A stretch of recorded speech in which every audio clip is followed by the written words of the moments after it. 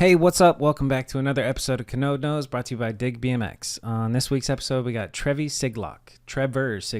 I've known him for a long time, since he was 18 and I was 22, so literally a decade now, which is kind of crazy.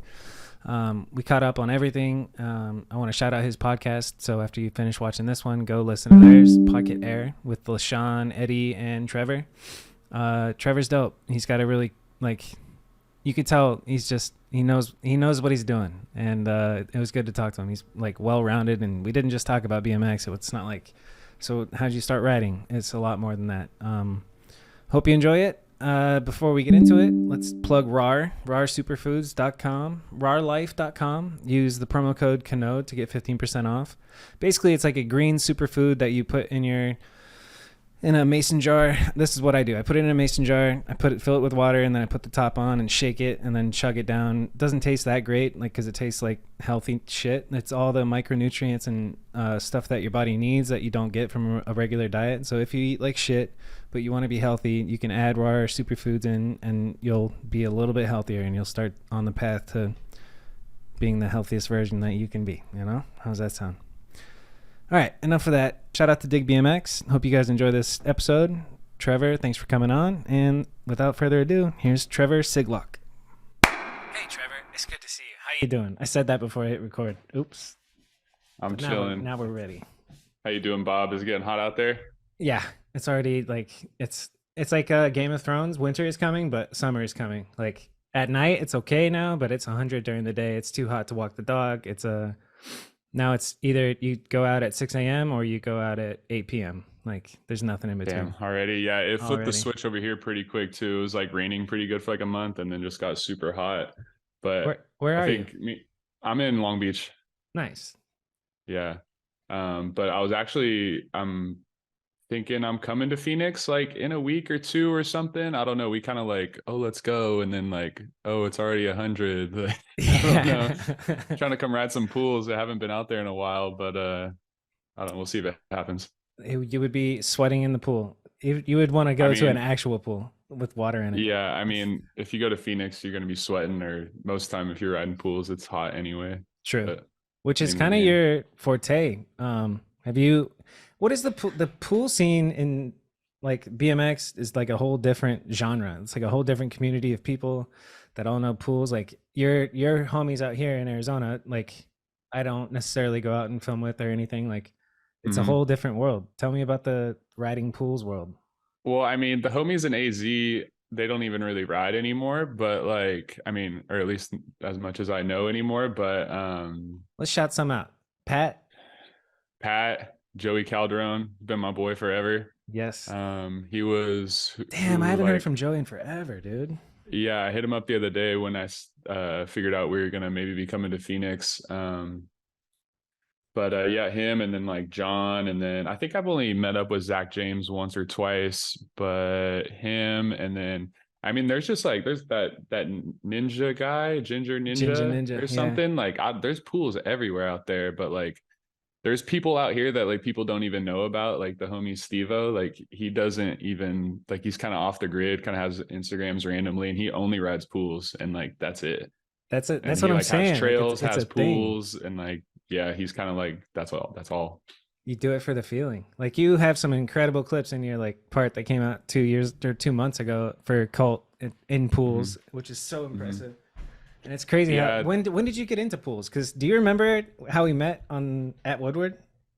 Oh yeah, I of course.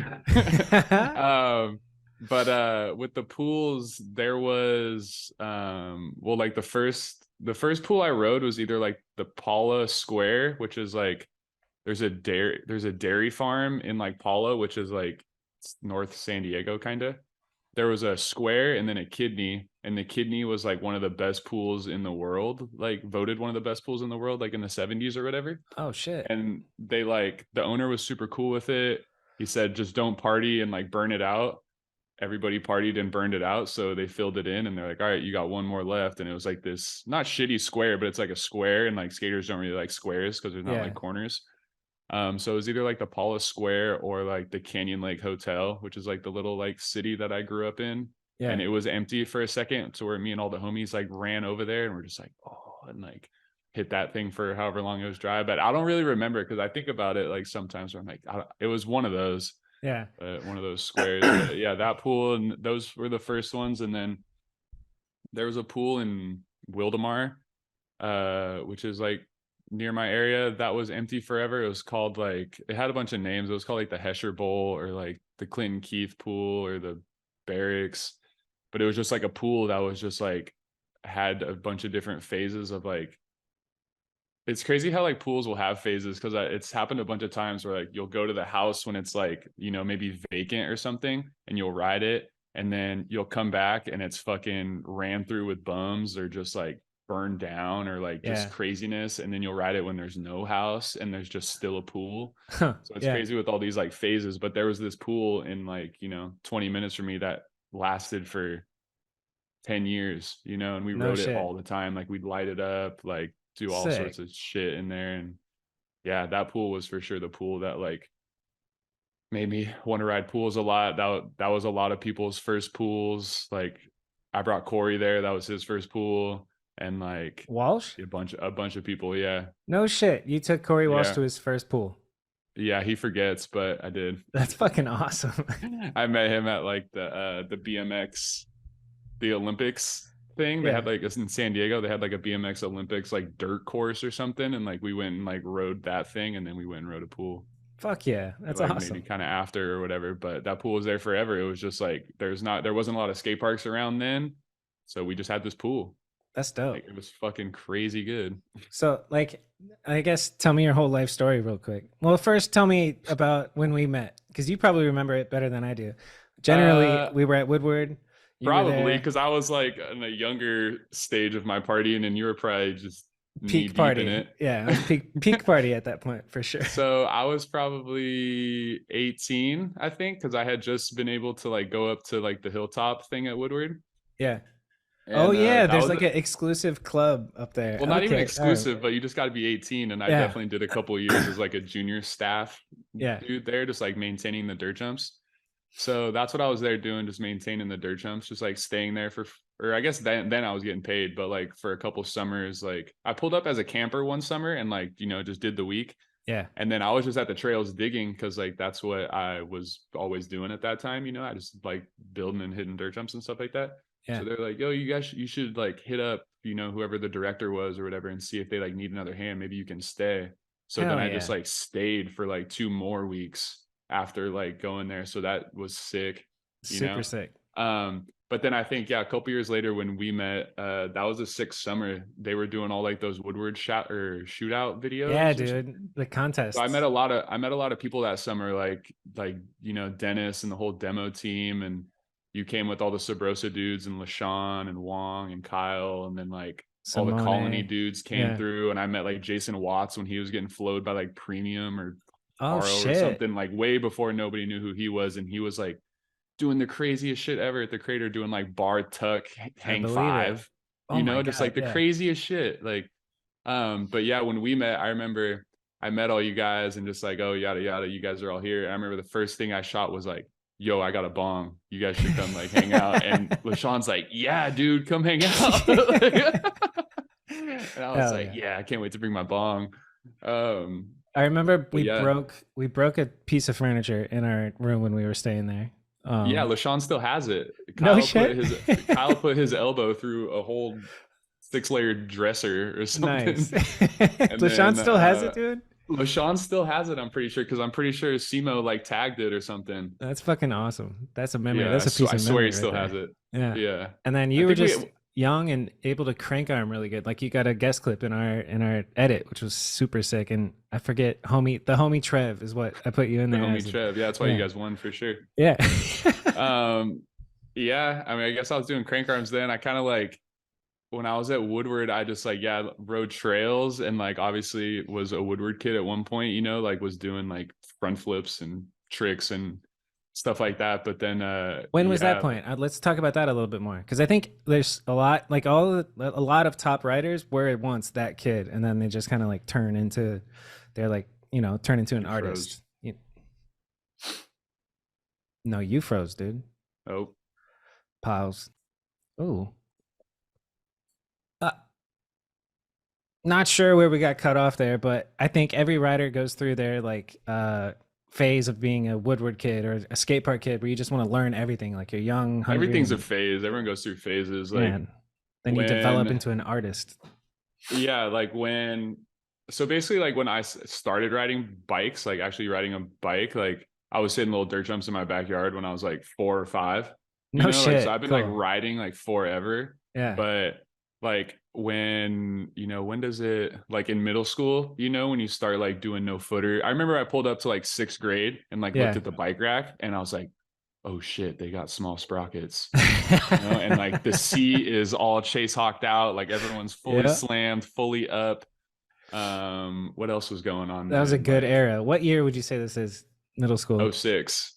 Fuck yes, dude. That's prime. So like you That's big amazing. tires, small seat, big bars, small Mm-hmm. sprocket. Free coasters were super shitty. Yep. And like I had one And homie who had one and it was just hilarious. But yeah, I think everyone goes through like, I mean, I guess everyone doesn't go through a scene. I don't know. I'll go through phases through like everything though, because yeah, I grew up like riding dirt jumps a lot when I was like super little. And then bikes were always like a thing, but I don't know, it's kind of like a SoCal thing too, but like I just kind of did everything. Like I was exposed to a lot of stuff just where I'm at, like dirt bikes and wakeboarding and snowboarding. Never got into surfing. I wake skated for a couple years, like in contests and stuff like in that. Like there was just contests? What? contests. It was so much fun. It's still so much fun. It's just like I don't have a boat or nothing like that by the water, but I'll bring it out when we go to the river and stuff like that. But That's fucking awesome. Have you yeah. surfed at all though?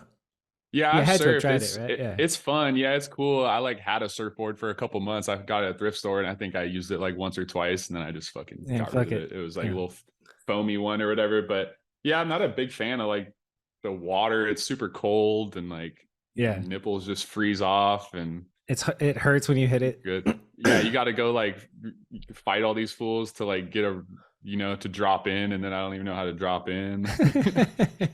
Is it called dropping in and surfing?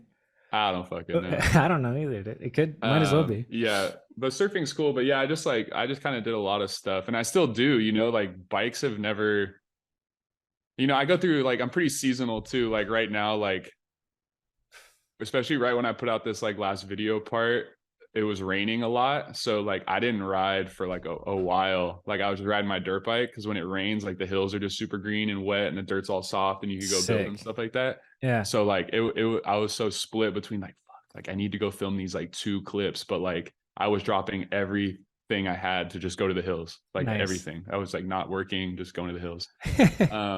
But like it's dry now, so dirt bike's chilling. Yeah. And back to the bikes and just building a bike side. I got a Sur-Ron, so I just been doing No that. shit, dude. It's Who's the the best shit kid? ever. Talon is the Surron king, I think. Yeah, he is king of that shit right now, but I'm coming So for sick. Hell yeah. him. Dude, when do we get to see a Trevi Surron edit? Explain to We people got what the Surron is, first of all, because I don't think me and Eddie everybody got knows. the first clip the other day. A Surron is like it's an electric dirt bike, so it's an e-bike. But like it's got like mountain bike suspension and like wheels, but then it's got like a motor, like a dirt bike, but it's electric, which I don't know anything about either. But it's got, foot pegs and bar, I think they're like mountain bike bars, but yeah, just pretty much an electric dirt bike. And I'm kind of like, between like me riding bikes and dirt bikes, it's kind of like You're a pretty perfect for medium this. point, Yeah, for so real. it's super fun and like they're pretty tall compared to like a pit bike, because I like I love riding 110s, but they're super small and super heavy Yeah. and it's So pretty Surron. sick. Like How heavy is a Surron? Do you know? it's like 120 pounds, like when you get them stock, but Yeah. I think so there's like Surrons and then there's this other one called a Talaria, which is like super similar, but Talaria just came out with their new one and it just shit on the Surron. Like it Nice. just, because when you get a Surron stock, they're pretty shit. Like Yeah. you need to get like brakes and wheels and bars and pegs and like suspension shit just to like use it. Like Yeah. I don't know, in a way, I don't know, maybe it's just like we kind of ride it kind of gnarlier, but Yeah, the new Talarias are All I they're hear is just money, money, money, money, and so then you much can do money. tricks. Yeah. I need sponsors bad. Put And out the especially because Sur-Ron like mixtape already, dude. half the parts I know. I'm sitting on these clips. I need to just come through. I'm just gonna tag every Sur-Ron company I know and just see. Sponsor me, Um, bro, in the caption. yeah, and like half the shit's on Amazon, which is dangerous too, because you can just like click on shit and then all of a sudden it's here. Yep. But yeah, the Surrons are the move. It's like a whole new thing. What like the first time I saw it was Talon, and I was like, "What the Mhm. fuck is this?" But he was doing really cool shit on it, and it unlocks Yeah, like his interesting is gnarly. possibilities. His Yeah. is like a full blown dirt bike. Like it sucks because yeah, it's a Surron. If you get a brand new one's like $4,500 give or take. And then like to get a new battery, which like is it's not essential by any means, but like to do the shit that Talon's doing, like batteries are like $3,000, and Fuck. then like controllers are $1,000, and then that's just like those two things. Like Yeah. his That's, suspension, his front forks are $2,000. so His rear he's shock is I don't know $600, and like the wheels are $400-500 each. And it's wow. just like his shit is just uncomparable right now, you know. Yeah. That's And like I wild, got a dude. used one that has like some shit on it already, and it's kind of clapped, but it's so much fun. And That's like dope. every person I just let everybody ride it, and Yeah. I just like because I want to see their face because it's the best, but I also feel bad because then they really start like fuck, I got to start moving some stuff around. Like, and they really like want one, and everyone's gonna go broke buying these fucking Surrons, dude. I gotta start transferring from this account, and I'm gonna Yeah, open up a new credit exactly. line. I'm gonna get it. I'm gonna get Yeah, into Sur-Ron. It's a whole new world, dude. That's dope. yeah, but they're super fun. So out of But all the sports like that you do, all the action sports that you, it sounds so weird to say action sports. I Wake know, yeah. between wakeboarding, BMX, motocross. What brings you the most joy? Well, just to cut you off there, I never really wakeboarded. I wakeboarded a little bit. I just wake skated, like, which is super like I have no clue random what as any of them well. are, dude. I've never done any of them. So consider what Oh, I said oh, wake skating. okay. But dirt bikes are the best. Did you Like grow a up on them? throttle and suspension, yeah, I did. Like Yeah. super young, had them too. You know, just kind of, I don't know, maybe when I was like 5, I got a dirt bike or something. Sick. Um, but yeah, just a throttle and suspension is just so much easier. Even though Yeah. you can like, you can fall way gnarlier going like bigger and stuff, but Yeah. just having a throttle and suspension and being able to just sit down off a lip or like just whips in general, just like It feels the single good. fact of being able to do a whip Yeah. compared to like a bike, like that's it. Just And yeet. just like green hills and good dirt. That's dope. Yeah. Motocross. But My parents never let me get into anything with motors in them. So that's why I ended up on a BMX bike. My neighbors were like skating, and I was like, I'm going to try that. And then I tried, and I fucking fell on my ass. And I was like, I think I need something to hold on to. Then I started scootering, and then I got made mm, fun of. And I was like, then BMX, and then just stuck with BMX. That's it's tough wild. out here being a little kid. But Yeah, yeah, and it's just like I'm just seasonal too. Like in the winter, the pools are full of water, so I'm in the hills. nice. And then in the summer, it's hot and dusty and hell out there in the hills, so I'm in the pools. Boom. That's fire. What Yeah, about how it's often are you just riding street for fun? Never. uh I I actually went and rode street with like Milky and Eddie the other day, but I was on my Surron. Hell yeah. And we were Shout just out cruising around Milky and Santa Eddie. Monica. And yeah, I got a little Surron clip. That shit was fun. But yeah, now pedaling, I moved to Long Beach, like, oh yeah, pedaling around Long Beach. Like I did that shit for like 2 months. I was like, this is not what I'm into. Yeah, So that's a whole thing. I bet they were yeah, jealous as fuck from spot to spot. Like you're just like, see you guys. I just go hunt all the spots. I'm like, oh, yeah, there's a spot over here. Like we can That's cruise. awesome, dude. Um, but yeah, I mean, I don't really pedal around street anymore besides like new towns, because there's that Yeah, excitement of like pedaling around and stuff. But I think I that's mean, the when I was best still in feeling. my, yeah, I mean, that's the best thing we love about bikes is like, or at least I love about bikes, like traveling to a new spot or Yeah, town or whatever, and then just like cruising around, seeing what the town is, not even if you're like riding spots yeah. or The whatever, but feeling to just, me of not knowing which direction is which, because like at home, obviously north south, I got it dialed in. But when I'm somewhere new and I'm just like completely lost, it's fucking amazing feeling. I love that. mhm. You're about to say though. What was I about to say? I don't know. Probably something about pedaling around. Oh, that like yeah, when I was doing my video part, I was Yeah. pedaling around, but I don't have pegs. I don't do a lot of grinds or like shit. I'm not like a pedal around and like find the spot. Like I'm more I mean, I just don't do that. I like find a spot and like that's where we're gonna go film and we'll meet up and go there and like and then I'll go Nice. fuck around after. Or just like if we're just chilling, we're just chilling. I'll go pedal around or go to whoever's spot. But like when it comes down to like if I'm filming, then it's probably like a spot that I know of and like we're gonna go do it or like Yeah. have an idea or something like that. More of a spot guy instead of I like think I love you for that because it's flat fucking, ledge and pull up and like yeah. rip a flat ledge and do your art on there. I don't that's Yeah. not my thing. I love riders who are down with just like pick a spot, let's go get the clip, and then be done. I don't Yeah. know. I'm At one point when I like my first S&M video, like I was definitely like I was just hanging out with all the common crew boys. So like I yeah, was just riding parking lots with them, so that's what I was riding just because that's what they were riding.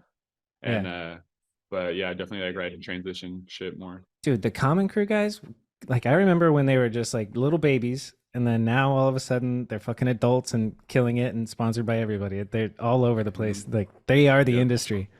It's Yeah, amazing. we had a sick little Julian was in town the other Yeah, night, the so we like reunion met I up. saw. Yeah, Yeah. we had like a quick little reunion, and the sickest shit happened. We were like in this little super dive bar, like across the street from LaShawn's house, and we were doing something, but then like the chive was on. Do you know what the chive is? Yeah, yeah, yeah. Where they just play Eddie, Eddie, random Eddie videos. does 2 big pocket airs in a pool on the chive, and I'm just like, Eddie, you're on TV, and we're just like, yeah, like we all get so hyped for a second, and then like Hell we're yeah. watching it, and then there's like a Fullerton clip of Eddie in there, and then a couple seconds later he does like an overtooth, and like Wow, dude.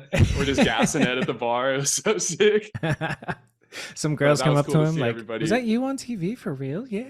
There was Damn. nobody in that bar besides us, but it was cool to see everybody the other day. Yeah, that's amazing. How is everybody? How's LaShawn? I haven't talked to him in a hot minute. LaShawn's doing super good right now, actually. I was just texting him because we're gonna go build some shit or build a couple things at Bike Side tomorrow, and he was seeing what's good with that. But yeah, he's doing super good. Fuck yeah. Yeah. Love to hear it. Let's talk about building shit. I've seen that. I do want to talk about like when we were talking about spots, I was thinking about your crank arm up rail to gap wall. So I do want to talk Mhm. about that. But let's talk about you being the DIY guy out there, like that DIY spot that you got going and all the stories that you posted recently where like skaters are getting mad at you about a spot that you fucking built. Tell me that story. What's going on with that spot? Dude, that was like, well, so yeah, I built this spot because like there's not really transition spots around or like skate parks. There's no good skate parks in Long Beach besides like Houghton, and that's pretty far and like slippery, and you don't want to be there at the wrong time of the day. Yeah. And so I was actually going over to this spot to ride my dirt bike, and I was unloading, and like I kind of peep over the fence and I see like, the ditch that is now Bike Side, and there was like this two little concrete Bike things, like side. yeah, I Bike love Side. that. Yeah. These two little like concrete things, like it looks like some 12, 16-year-olds like tried to build some shit and it just like didn't work. Yeah. But there was like a hip, and like it was kind of cool, and then I go in the back and there's like dirt jumps, and I'm like, damn, this is kind of like a spot, like this is sick. Yeah. And the ditch was just like full of shit.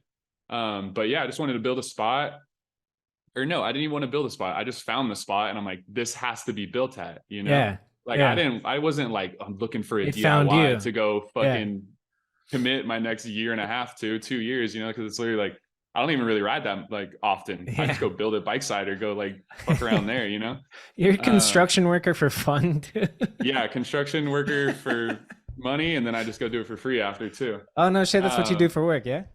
Yeah, I'm just like a handyman and do like home renovation Nice. shit. Cool. But yeah, I just wanted to have a spot that like I could ride at in bikes, because we get shit for riding at most of the DIYs. Yeah, of course. Just because people are ill-informed about pegs and shit like that. But So frustrating. yeah, but I mean, it is, like bikes in a crowded skate park is dangerous. Pegs, like, I mean, pegs could fuck things up, but like skateboards fuck things up 100%. Yeah. It's just like people think that or not people, like, but like skaters, they're just uninformed. They don't know. It'd be like, or how do I explain this? Like Maybe it would be like or like BMX it at would the be skate like, park, and then a motocross guy comes in, and you're like, "Hey, man, you're gonna kill one of us." yeah, like was the homie from Canada that got hit by the dirt bike in the park, Mike that Varga. that's a real thing that happened. What the fuck? He was like in the bowl in the flat land or in the flat bottom, like he was kind of like looked like he just fell doing something and then just gets hit by a dirt Oh bike. my Like god, dropped dude. in. And he's just like, yo, what the fuck? But nah, it's just like fools don't know, and it's just, it's not their fault. They just don't know. And fucking Yeah, Phelps has been telling them to fuck bikes since the 80s, so they're just brainwashed to that shit. yeah. So I just want a spot where like bikes could ride and like nobody can tell us shit. Mm-hmm. So yeah, it's been sick. And then skaters come, it's super rough, but they get down, like fools do crazy shit there. And That's it's dope. cool. And I've met a bunch of skater homies there. And we trade spots and pools, and Sick. there's mutual respect across now and shit like that. So it's cool, in that sense.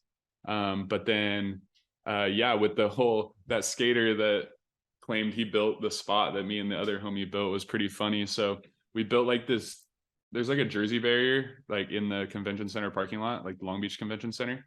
And it's just like a slanted jersey. Like people ride it all the time because there's like all those little blocks for the Long Beach Grand Prix. Yeah. So one of the skater homies hit me up. He's like, oh, I want to build like some little trannies right here. I'm like, yeah, let's do it. I'm down with whatever. Cause I just been trying to just learn, cause I didn't know shit about building concrete stuff until bike side, Yeah. so I just been like learning.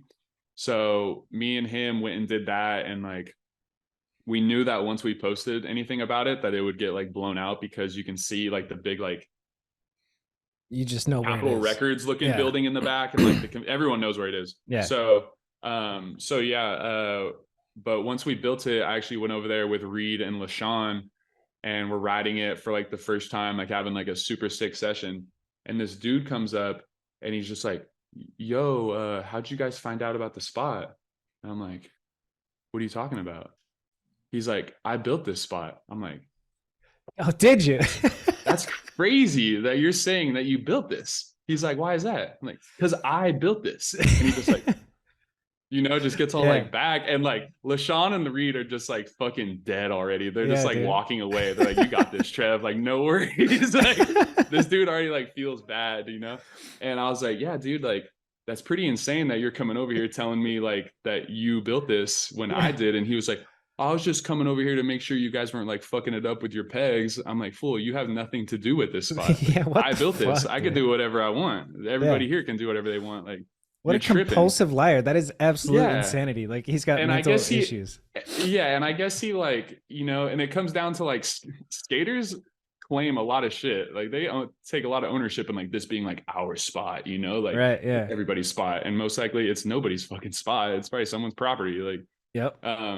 But yeah, that was a pretty funny situation. And I think he was like the other homie I built it with. I think he got hit up to come help, but didn't come help. Okay. So he like at least had some credibility. He could have been involved. Or like, he thought he was because he got hit up or something. So what did I see in that video of you talking to a guy and the guy was like, did you build this? And you're like, nah, I didn't build it. My homie did. I'm not telling you. Oh, that was the same spot. Yeah, that was the same spot. So we post, some videos of us riding that spot. Within the next couple of days, crews of Long Beach skaters, 30, 40 deep, come to this thing to come burn out this spot, because they don't know how to just kick it. They got to pull up 40 deep with beer and fucking so crazy, smoking and shit, Yeah. And so they pull up, or not they, but people pull up for the next couple of days. And then I have a customer down there that I work for a lot in downtown. So I was like, I'm gonna go slide by and see what it's looking like. And I pull up and homie's like with the forklift, like frying it up. And I was like, so I pull over there, I start filming them. And then, the one dude was like trying to press me, and the dude in the forklift was just fucking laughing, because he was like, oh, like, yeah. And they built that. And then, it went super viral on Instagram. And then I put it on TikTok just like, because it went super viral. But I don't know why. It wasn't even really like in altercation. I'm bummed I didn't D's nuts him or like Ligma or just anything, because I had the opportunity. Was like, who built this? And I could have been like, D's nuts. Fuck her right in the pussy. Like, D's nuts, bitch.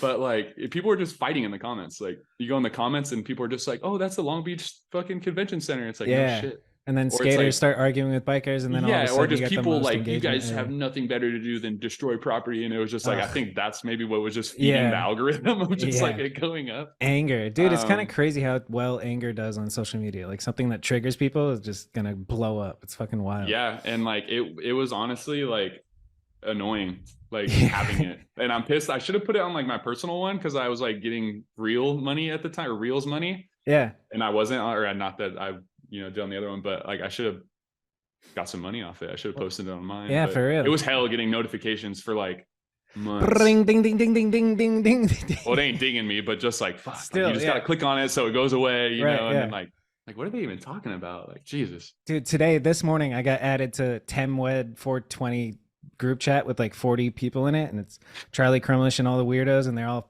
talking about memes and shit. And I got, within like 6 hours, I was like, I gotta go. Like this is, I'm out. My phone was Yeah. just blowing up. It was crazy.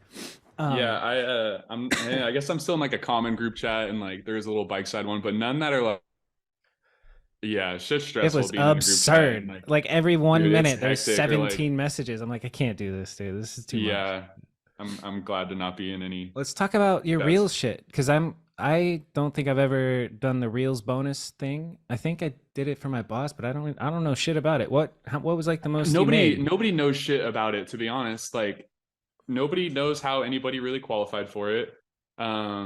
It's over now. I don't know if you knew that. Like they like pulled it, so Okay. you don't get the real money anymore. So I just don't post on Instagram anymore. But yeah, basically, I don't know. It'd have to be a reel. You post a video. If it did good, then you'd get paid. We couldn't really figure out, because like it would just be all of us, at the skate park, like, yo, do you get paid? Do you get paid? Like, how do you, like, nobody Yeah. really knew how it was working, and everybody would get tapped out at $100. Like nobody, like, I think I talked to like a couple big dudes, and like I think Sean Max said like Lynx made like $1,000 off it 1 month or something. Oh, nice. He's like dude. kind of a little viral dirt bike kid, but Yeah. like nobody could, unless you like broke it to like $700-800, like up in there, nobody could get past $100. That's And interesting. like I'm not posting more than like 5 things a month if I was really trying to get after it. And I was like, dude, I just 5 went things in this month and I didn't make shit more than $100. So like, it was weird, and I'm glad it's gone, to be honest, because it was like, it's not that low-key it was stressful. a stress, but like, Yeah. dude, I hate, like, editing videos is super fun, but like when I was like, yeah, I don't know, it's nice. When you It's start to fun. think about like, can I make something go viral, and you're thinking for the algorithm Mhm. instead of just what you want to make, it's a whole different thing, dude. Yeah. But And then, speaking like, of there'd Sean be like Mack, short videos, that's what they want, and like, Yeah. I don't want to put like one clip, I want to put like a couple, like, yeah, like quantity I over agree. quality, even though that's not, or quality over quantity, my bad. yes, But that's not how it works these days. Yeah, the algorithms, like if it's a short video, they watch it twice, and then I'll feed it to more people and all that shit. It's fucking. That's literally my job. It's so frustrating because you have to just keep following stupid trends that change, and I'm listening to all these influencers that talk about the changes, and I'm like, you don't really know shit, dude. You're just like saying stuff confidently, and I'm believing you, and then repeating it and seeing some results or whatever. It was cool yeah. though. It worked for like 6-7 months, $700. Shout out to Instagram, best paying sponsor out. About it. Speaking of sponsors, what do you got going on right now? You're still on Cult? Nothing. Ride my Surron. No sponsors, huh? Oh, sponsors, yeah. Cult, RAR. Fuck yeah, RAR. That's a RAR. You got a Use promo my code, not Bob's. You got a code? I think so. I don't even know what it is. I don't even know what the code does. It's like use Trevi promo code 15 Kanode or for like 15% off. No, yeah, just Trevi buy RAR, 15, honestly. Sigloch 15. I don't even know. Yeah, but shout out to RAR. They've been helping, or helping me out. They've been hooking me up for a really long time, and it's cool to have them still hooking me up after like 6-7 years. Because like, I mean, free bike parts are super cool, but like I don't really go through bike parts that much. But like getting like health food stuff or like weed, so sick, shout out to dude. weed sponsors, those are really cool. Yeah. Getting shit that you actually use, and like, not that weed is a benefit, but like, I don't know, having a health food sponsor is sick. Shout out to RAR. Weed is a benefit. It's a herbal supplement. You know what I'm saying? Yeah. I'm looking at your profile right now. You just got Yes Bikes and Pocket Air. Let's talk about your podcast, dude. Yeah. How has it been? Like, how many episodes deep are you? And it's sick. We've just done a like? few. It's cool. It's just like super mellow and like casual, and it's just me, LaShawn, and Ed for the most part. and not a lot of, what's the word, like infrastructure behind it. We keep it kind of raw, just like Eddie just films it on his HMC on the tripod, and we kind of have like a recorder, and we just shoot the shit. And we kind of wanted to do more just like a talking shit with each other all the time type thing, and kind of turn into more like interviews, which is kind of like what everybody kind of does, but we wanted to do kind of something different. So we're rebranding at the moment. No shit. Cool. I'm Or really just, jealous of like been chilling. consistent homie like podcast seems nice. Like, I mean, and it's just like for a while, like with what was it called? Feeble Talk, you know, like Fudger was doing his, and then you came out with yours, and then it stopped, and I was kind of like, all right, well, like if Fudger's not gonna do it, like I've kind of wanted to do it. That was when he wasn't, you know. Yeah. So that's when I got the shit rolling again. And then all of a sudden everybody's back. Yeah, and he's killing it, you know. And I'm like, damn, like I kind of fucking, I don't even really need to do this shit. Like he's doing it. He's got all this shit, all the cameras and replays shit, you know. I've been in that room. It's a good setup.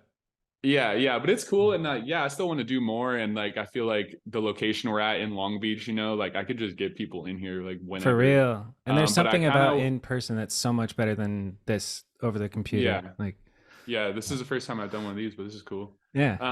But yeah, it's cool, and we're just not really stressing it. And like, you know, some things have happened in like a couple of our lives. We're just kind of like chilling right now. Yeah. But yeah, we definitely want to do it like better a little bit later. So but like, is it still going to be called Pocket Air? You're rebranding? Yeah, it's still Pocket Air. Like I don't know, it maybe, who knows? There is some ideas of like doing it with some other people without some exposing secret heads. Dope. But yeah, or like the location or stuff like that. But yeah, it's cool. So after you guys are done listening to this one, go over to Pocket Air on Spotify or Apple Podcasts or YouTube. Yeah, we're on Spotify. I got it all. It's taken me forever, but I'm on Apple, Spotify, dude. YouTube. I loved helping you out when you hit me up with questions about some shit. I was like, yes, let's go. Yeah, dude. And I had like one mic from like just messing around with my computer back in the day that I was like, I'm gonna get it to work for like this shit. And like getting all these adapters and shit like that when I could pay like $5 more and get like this whole ass fucking dialed mic, you know? Like, that's a super dialed mic, especially just for like USB. $50. We were talking about it. Yeah, $50. But yeah, it's cool. Shout out to Pocket Air. What like platform are you using? Are you using Anchor? Yeah, I'm using Anchor, which you said will fuck me when I blow up, but it's not. It got bought by Spotify. I read one article like 3 years ago that said like on Anchor, if you start getting sponsors, they're gonna take your money or something. And I got like shook, but I was like, I don't really care. I'm not doing this for money. And it's super easy. Yeah, and it's hard to like be consistent with it as well too, and like you're just doing it to like talk shit with your friends and like have a couple other people enjoy it when like you have to pay to do that. You know, I'm making literally negative money. Same. To do to like make my life more hectic when I'm like trying to go make real money.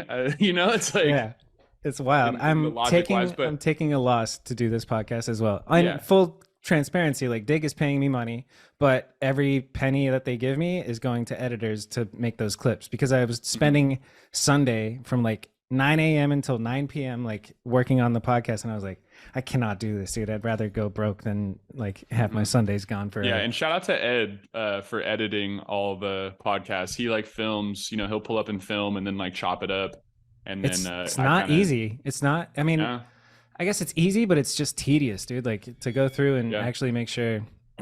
What I do, I don't edit shit. Like I'll take this recording, slap an intro and outro, and then edit it, and then I'm never watching it. I don't listen to other BMX podcasts. I don't listen to my podcast. Like I barely remember shit. I was joking around with somebody about the fact that I can't remember anything on any of these podcasts, and we should change the name to Kanode Knows. Like I don't. I used to know. Kanode used to know. That's dope. Where is it at? And like, when's the next one coming? Is it just whenever you feel like it? Yeah, we don't have any lined up or anything. But soon. We're in no rush. Like I said, we're just kind of chilling. But what I also wanted to, we're in our dip right now, you know? Yeah. We're in the dip, and we're gonna be coming back up out of the dip. Just gotta ride the wave. Yeah. Yeah, but what I think is cool too is that you had like a big dip, you know, huge at the beginning dip, of your podcast of like messing around and like a couple of friends here and there in person, and then like you were off of it for a while and then just Yeah. came back swinging Swinging, dude. on the pods. Oh, I think like 40 weeks in a row now, which is yeah. wild to think about. Yeah. Just I don't know. It's when it's virtual like this and I can do it, whenever. That's pretty nice. Mhm. Doing the in-person ones, I'm gonna do one with Nick Sebasti tomorrow night.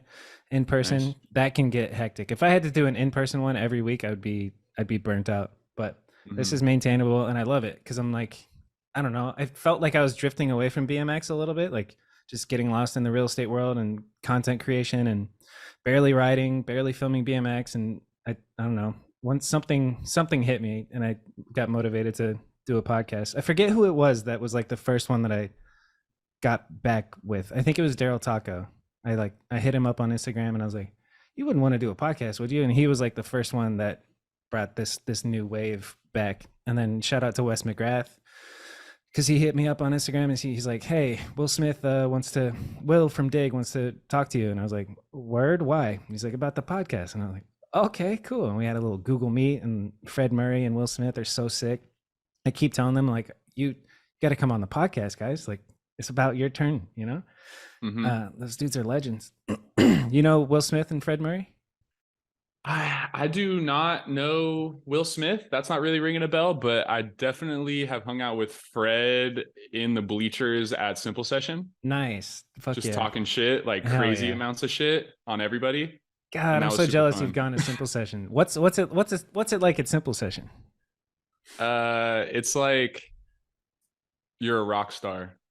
Damn. You just like walk in there and it's just like crazy. Like everyone's just like in awe with everything. And just like the biking is insane. But like, when did I go there? I think I just went. Did I even plan to? I don't know. The first time I went to Europe, I just like, oh, Simple's going on. Like, I definitely need to go to that. And it Get was the like fuck out of a, here. That's a awesome. flight. And then I went and then I was supposed to stay with Adam. Fuck, this is a good story. If we're on a podcast, might as well tell it, right? Yes, please. So we go to Europe first time. I didn't know where I was staying for like, I think I had like 5 days of staying with like Hoder and Hobie. And then I did that. And then I stayed with these like Swiss kids that I met for like a day or two. And then I shot to Simple Session. And I was supposed to stay with Adam in his room, and he ended up not going. So I met Reed at a little peep show like a couple weeks before in LA. And I Yeah. was like, yo, Reed, I'm I'm at the airport right now going to Simple. Like, I don't know I haven't traveled abroad by myself, ever. Yeah. So I'm like, Reed, what's the move, Yeah. And he's like, meet me here. I'll be right here. Send me your itinerary. He sent me God, I mine, love connect to the Reed, dude. Wi-Fi, like all this shit. And so I'm just at the airport, and all of a sudden Reed pulls up and just took me under his gypsy wing. Yep. And yeah, we're just chilling and we're just like posted up outside and we're all just like, yeah, like, so how we getting like to the hotel or whatever? And everyone's just like, just kind of sitting around, like Corey Martinez, just like some heads, we're chilling. Like, I guess Reed's like, oh, you know what? Actually, and Fudger was there too. He's like, you know what? We're actually going on this tour or something, like, so like this like company is going to tour us around Estonia and take us to like 5-star restaurants and go jump off a building What? and like hang our feet off this Space Needle with like Greg Illingworth. Fuck And I was yes. like, I didn't even know where I was staying,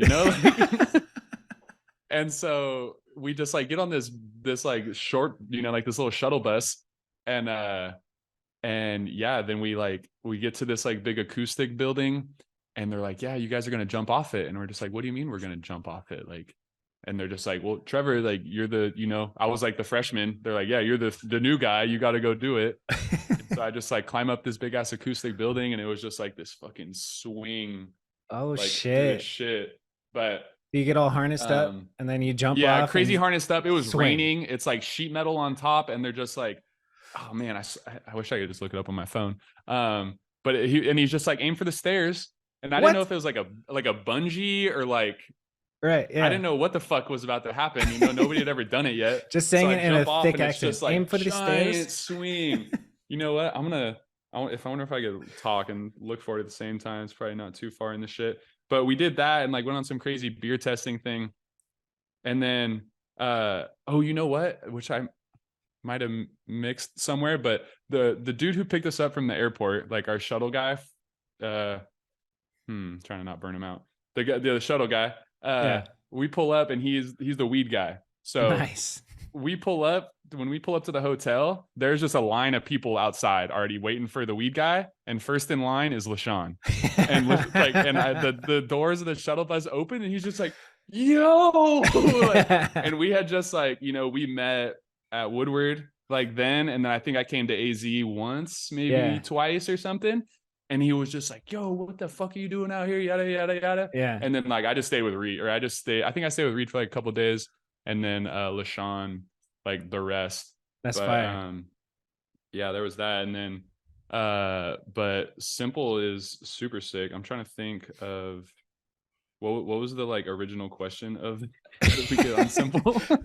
What is Simple Session like? Simple Session is just a giant party, to be honest. Like unless you That's what it seems like. Reed's really good at competing. He loves ripping all night and then ripping at the contest and like getting top 3 and then just puking after every run or mid run. That's amazing. Matter, but it's mandatory. LaShawn too. Like when I was working with Sabrosa, I watched LaShawn at Simple Session and I was like, I know he was out all night, but he's still fucking killing it. That shit, I can't do that anymore. I used to be able to on Sabrosa trips when I was younger. I would like drink a whole bottle of wine at night and then get up and go ride and film the next morning. But those guys are animals. LaShawn, Kyle used to. I'm pretty sure he's more cleaned up too. They're all like grown up and not doing that shit anymore. But they could drink and then wake up no problem and go get bangers. It was pretty wild to see. Damn, I want to find this clip because it's so good. But like, yeah, Simple Session is just a big old party. It's super fun. We'll find that clip and make a little Instagram clip out of it. Plug it. Yeah, it was good times. But what else was out there? Yeah, contest is super cool. People are super cool. I think it's in the summer now, to where it would be kind of better, because if the contest isn't going on, or like not that if the contest isn't going on, but everything outside of like the contest and like the clubs, it's like -20 and snowing. So nothing's happening. And like everyone's from like, SoCal for the most part out there, just trying to like get around. And we're just, I saw Garrett Reynolds eat shit on the ice and I was just like devastated. Like, and I was like, oh dude, like, are you all right, dude? Shit. Yeah. Not the goat. Not our goat. Yeah. But that was what about the girls? Good early days of me reading LaShawn. Hanging out. Well, first of all, how old are you now? I am 28. Nice. I'm 32. So damn, I met you when I was 22. That's so wild. It's fucking trippy to think back on old times. Like I can't remember my 20s, but it's all on Instagram. So one of these days I'm gonna go through and like relive my life and try and like brain blast and remember. But what about the girls at Simple Session? They're good. Good. Quality. Say less. Yeah. What about what's your life like now? Do you got a girl yourself? Yeah, I do. We've been dating for 4 years. A little bit ago. Good for you. Me and her got the crib, the dog. It's cozy. Good for you. That's fucking awesome. Did she have anything to do with the removal of your dreads? No. I just woke up and cut them off one day in the morning. Fuck yeah. Just went and got back in bed. For real? You're just like, this shit is annoying. I'm fucking cutting them off. Nah, I knew that like probably, I don't even know how long coming up to it. There was always times when I was like, I'm gonna just cut them right now, like fuck it, or like my homies were gonna cut it, or like I even like at one point like shaved the side of my head and looked like Skrillex, which was crazy, and I thought I had homies to like tell me that I was being crazy, but that's not the case. You had homies to support the craziness. Yeah, I would just like cut them off and give them to homies and whatever. But yeah, I just like woke up one day and cut them off and how'd you look back, don't miss them at all. That was like during COVID as well, when everyone's kind of like, it was like March of 2020 when they came off, Dude, there's something so like liberating about just doing something impulsive and changing your appearance or whatever. Like I buzzed my head once and my mom was like, what the hell are you doing? And then I was just, I don't know, I got a buzz cut now. Fuck you, it's a whole different I mean, thing. it was like a big, image for me for a while, and like my brand, you get attached to it. But exactly. But it was like I wanted to, not that I was like hiding behind it or anything, but I just wanted to like be myself and not be just like, my hair, like my hair, and like just greasy hair. Maybe pay attention to my fucking savage writing, dude. The nose ring came out shortly after, and you were a nose ring guy for a bit too, huh?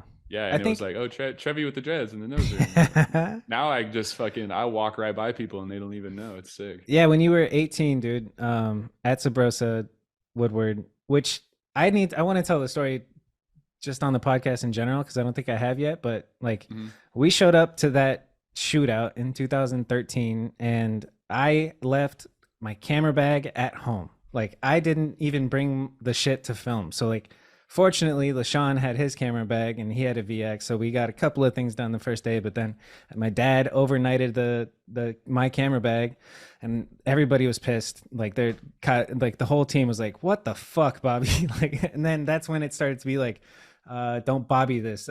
Bobby just became synonymous with like fucking up. And then Yeah. turns out we fucking won. So I'm like, Yeah. it's like falling. I Simo just did 180 whip backlash tab kickflip. Come on, yes, man. dude. That Yeah. ain't never been done, man. That shit was crazy. That's true, huh? I've never Yeah. even seen a kickflip before that. I Yep. don't think, you know. So good. And like I think he didn't invent it, but he was one of the earliest people to do a nose manual to crank flip too. Like he did ice nose crank flip, and that was like unheard of, and everybody went nuts on that team. Ice nose, okay. Yeah, dude, that trip I fucking loved, and I loved meeting you. And I can like see the clip in my head right now. It's this crank arm up and down this rail, which was mind blowing back then because nobody's on the crank. Yeah. Dude, every time I go, go there too, I look at that and I'm like, dude, I would never do this. Like, this you did the shit out of it though. This would take me. It took me so long, and you probably don't remember, but I remember it taking forever at night. And you're like, all right, Trev, like 5 more times, you know, like with the turkey, you know, you gave me the turkey, and Simo's like, turkey. Don't fucking worry about him. Like, keep doing that shit. Yeah, I had a homie at the skate park last night. I told him I gave myself a turkey. I was like, all right, I'm gonna do this hang 5. Give me 5 tries, and then he encouraged me. He was like, he kept going. He's like, no, bro, you got it. I ate shit real bad, and he's like, keep going. And took 17 tries, and then I landed at a hang 5. Mm-hmm. Feels good, but yeah, you had baby dreads, is what I was getting at. Your dreads were like down to here at that point. There's just Chief Keef walk a flock of length. Yeah, you were becoming Trevor Sigloch. How'd you meet your girl? Just through a friend at a festival, or like a it's my dog going. Can you even hear that? No, your mic does like sound cancellation. Yeah, it's that big $50 one. Yeah, just through a friend, like at a festival, and then we were friends for a bit, and then locked it in. That's what's up. Good for you. But just because it was Coachella last week, it actually like is rooted in like deep rooted at me going to Coachella for my first year. Yeah, because like I was going to Coachella with a homie, and then he bailed, and then I just knew of like a couple girls and like another friend who were going, so like I just went and stayed with them, just like, you know, just like kind of slid into their campsite, and then I met a bunch of people who were just like crazy on the festival shit, just like showed me, I don't know if you've ever been to festivals, but like it's just so much fun running around and just being crazy with your homies and stuff like that. And they kind of like showed me how to festival. I had never been before. So they showed me, and like, yeah, the homie Kevin, he's like one of my best friends. I met him there, and then he's who introduced me to her, like that's dope. 6 years later or something like that, you know, like, and he lived in Long Beach, and I'd always come up here when I lived in Huntington. And then, he ended up moving to like LA a couple years ago. It's funny you use festival as a verb. Like the people who are into going to festivals, that's their like BMX or motocross or wake skate. And it was what I was super into for a while. And then I brought LaShawn and Reed and like all the homies to him, and like, you know, got all the homies into it. And like, it's super fun, you know, when you're young and run around and can have the stamina for that shit. But I go into a mosh pit for like, I can't even anymore. I just fucking embodied. No shot, dude. I used to just live for that shit, just to go into shows and be front right going crazy in the pit. Hell yeah. But what kind of music are you listening to nowadays? I'm pretty all over. Like, honestly, like, just depends. Like, if it's, you know, if there's like a podcast with like somebody I want to listen to, I'll listen to it. But I kind of don't just like randomly listen to podcasts. Yeah. But like, just like driving around recently, I like work super local, so I'll just like listen to the radio. No shit. Interesting. Yeah, just the radio. Like, there's some good radio stations, but I listen to like everything from like, depending where I'm at as well. But like, go-to is just like rap, or like the other day, just because Coachella was in the air, you know, I put on some like Disclosure radio, and I was like, all right, just like Disclosure vibing all Radio. day. Okay. You know, We'll put Disclosure on. just like some super trancy techno stuff. But dude, I'm all over like to like, you know, outlaw country shit to Give me, yeah, like you said rap. Who's your favorite? I'm going to follow Disclosure. Who's your favorite rapper right now? Because I fuck with Larry June so hard right now. For like the past, Larry June. Dude, Larry June has infiltrated my. Did he infiltrate your algorithm as well? No, Clay put me onto him like 2-3 years Okay, ago, but now he's blowing up and it's just so good. It's dude, like positive rap. It's so sick, dude. it's cool, but like I have a thing because I don't like him because he infiltrated my YouTube. Like I would put on one song by somebody else, and then the next song would be the same fucking Larry June song where he's got the like I don't know, Yeah, Camaro. yeah. Maybe that's The what he shit always blew fucking up. Yeah, drives. Yeah, Smoothies but in like '91 or I would something. yeah, I'd put a song on, Larry June would be the next one every time. So where I had to just like delete his name off of it. Like, I don't want any more Larry June. But yeah, he's cool. Him and Freddie Gibbs, I've been listening to on repeat for like a week now. See, dude, honestly, like, I mean, yeah, I guess it always depends. Me and LaShawn went to a Lil Tracy show the other day, and Lil Lil Tracy Tracy. was like, you're gonna definitely look that up. But Lil Tracy is like was Lil Peep's like best friend back in the day of like Lil Peep being huge. Okay. And he's just like Oh, super no drugged shit. out auto-tune rap. Okay. But me, LaShawn, Eddie, like we just when we were in Barcelona and just everywhere, like there's just the funniest lyrics and just like we just love that shit. Lil It was Tracy. so I've never fun. heard of him. That's a good Yeah, selection. but I mean, but like rap stuff like today, like Shoreline's cool. Shoreline. I've never heard of Shoreline that. Mafia. You never heard Okay, of Shoreline word. Mafia? No, dude, I'm not Okay. hip, dude. I'm not with it. I'm I trying to mean, get I don't with even it. know if that's like hip. Bands. Yeah. That's that hype shit right there. That's every time Shoreline. I tried to when I first heard about it, I tried to tell everybody about it too, and they kind of like, hey, I can hear We're getting taken off of YouTube. This ain't a milli rock. Somebody dance on my dick ain't hard. That's a Okay. It's that real trap shit, you know? That's super trap shit. We got cuss words, but we're deep into it, so it doesn't matter. Yeah, but like Shoreline's cool, but there hasn't been any like new rappers. Like, you know, I was super into like new rap coming out, you know, like super like on it, trying to figure out what the new sound is or whatever. Yeah. But I don't know, it's just not the same. Maybe it was being around the No Jumper store a lot, just being around it that like it was fun. But like there's this dude Pooh Shiesty. Pooh Shiesty. What a fucking name, dude. Right? Do you like and him? people were telling me about him, like, dude, I'm not listening to a dude named Pooh. Like, there's no way. Pooh. And then he blew up, or not that he blew up, but he got sick. He got signed to Gucci Mane, you know, and then he shot a security guard in the foot, and he's been in jail ever since. So free my N-word Pooh. Yeah, free Pooh. Free Pooh. But you know, I just like hearing new sounds or just like new things. Like there's this girl Ice Spice. Ice Have you Spice? heard about her yet? No. Ice Spice. Ice Spice. Yeah, this kid on rollerblades. I'll send you it too. This kid on rollerblades just did a funny video at the at the Phoenix Park. I think. What's the one with like the flat bump or the fat bump to rail? Fat bump to rail. Or like it's like the fat rail. Like Tempe bottom. Park. Tempe Park. Is it okay? Tempe. Yeah. He just did a funny video, but I don't know. It's just like, and not that I like listen to Ice Spice, but it's just like funny seeing people like break into the industry how they do. Yeah, she's got like I don't know 8 figures on every single song on the top 5, so she's doing good. Whatever. And she wasn't shit 6 months ago. Like nobody knew who she was. It's and crazy how that works. Right when I went to Australia, you know, everybody's like, all right, like so, like you know, I'm trying to figure out their like you know, all their stuff they got going on in their what's the word I'm looking for? You know, just like their culture. Yeah, their culture, exactly. Yeah. And they're like showing me these things, and I was like, I'm gonna show them Ice Spice, you know. And this is what we got going on right now, or something. Here's America. Yeah, but it's funny. You know? I think but that's it's not like she has like good quality music, but it's fun, and she's like super bad. You know, she's hot. Like it's sick to see like girl rappers coming out being like super like boss bitch, you know? Yeah, I love that. It's cool to see, you know. I think girls should do that, and it gives girls, you know, that fucking, you know, put their fucking It's chin empowering, up, you know? Yeah, or like put Tay your chin Money, up. she's Tay Money is so bad. She's this girl from Dallas, I think. Yeah. Super blonde, Sheesh. super bad.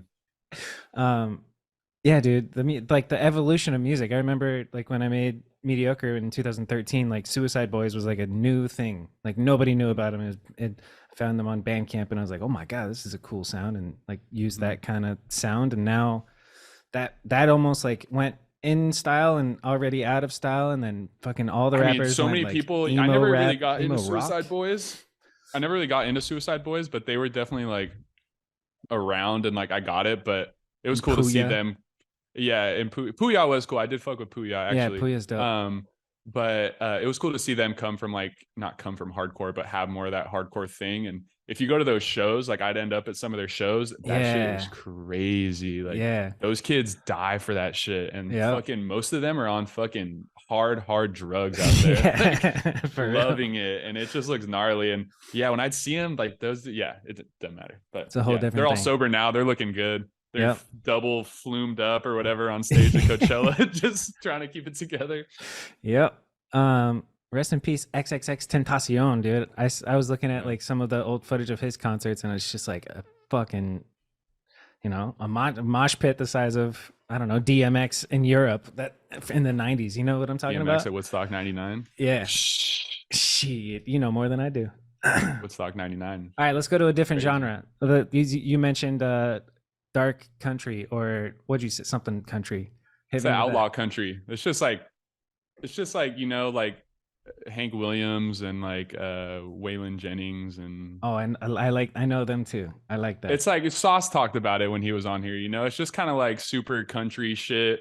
It's definitely old to where like there's for sure staying some like, you know, older time stuff, you know, kind of racist, kind of racist, but definitely like transphobia in there, you know. But it's just the shit I listen to in the garage, you know. It's whatever. It's just quiet when you pull up at a stoplight and your windows are down. You kind of turn it down a little bit, you know. Oh yeah, I definitely don't drive around listening to it. But my neighbors probably think it might be a little crazy. But well, I was just running down town.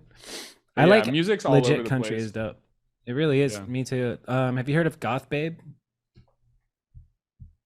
I don't think so. That's been on repeat for a while. It's just like a good kind of indie feeling. It's one dude that travels in an RV and just lives in the woods and produces all of his shit and does all the vocals. And he's pretty big now, and he's fucking awesome. I would recommend Goth Babe. That would be my one musical recommendation to anybody listening. Go listen to Goth Babe. But I had to look at my music because that's how it is these days. But yeah, for real. I had like even though I'm still in it, but there's like UK drill music, dude. Yes, like UK rap, like grime. Super into that. Yeah, just like Skepta in a general sense. Yep. But there's a lot of dudes like SL and stuff like that. Tell me some UK drill, because that's been slipping my mind. I need to listen to that. So look up this dude SL. He's like, I don't know what he is anymore, but literally he's SL? like just SL. Okay, he's like 16 and he wears a full face mask. Yep, I see him. That's him. He's sick. Dope. But just that music, because it's like super high pace or like, you know, fast pace. And I just like trap music, you know, just talking about trap shit or just like whatever. Or it's sick because some of these UK dudes will talk about being vegan or like about how phones are just like fucking you up and like shit like that, you know, to where like I feel like it has a little more meaning than a lot of the rap out here. That's what got me with Larry June, and it's like cool too. He's bragging you know, about organic smoothies, and I'm like, I fuck with this, dude. And he's like, I'm focused on building my wealth. I'm got real estate. It's just like, word, dude. This is exactly what I want. You know, I want to think about. I want real estate and smoothies. Yeah, literally, that's my favorite things. I haven't done real estate yet, man. I still remember I talked with Sauce right before he started his journey, and then look at him now, and I'm still in the same place, but we'll get there. He ain't got no properties. He ain't holding no doors. He's wholesaling. He got 0 doors. How many doors you got? That's the real estate like dick swinging competition. Trying to get a motherfucking door this year. Yeah, dude. He mentioned that you were like talking about this shit that you wanted to get into. Yeah, I went and did. He did like a wholesaling class, and like me and a few homies like did it with him as Sauce as the teacher, which was pretty funny. Yeah. But But he was yeah, good. it was cool. We learned wholesaling. You know, I learned it. I learned I do not want to be a wholesaler. You know, Yeah. I'm not a salesperson. I mean, not anymore. Direct to But seller at least. Sucks. yeah, not like a car salesman. You know, Right. like Yeah. I want to own properties, and I want to fix and flip properties and kind of do them like, you know, kind of myself.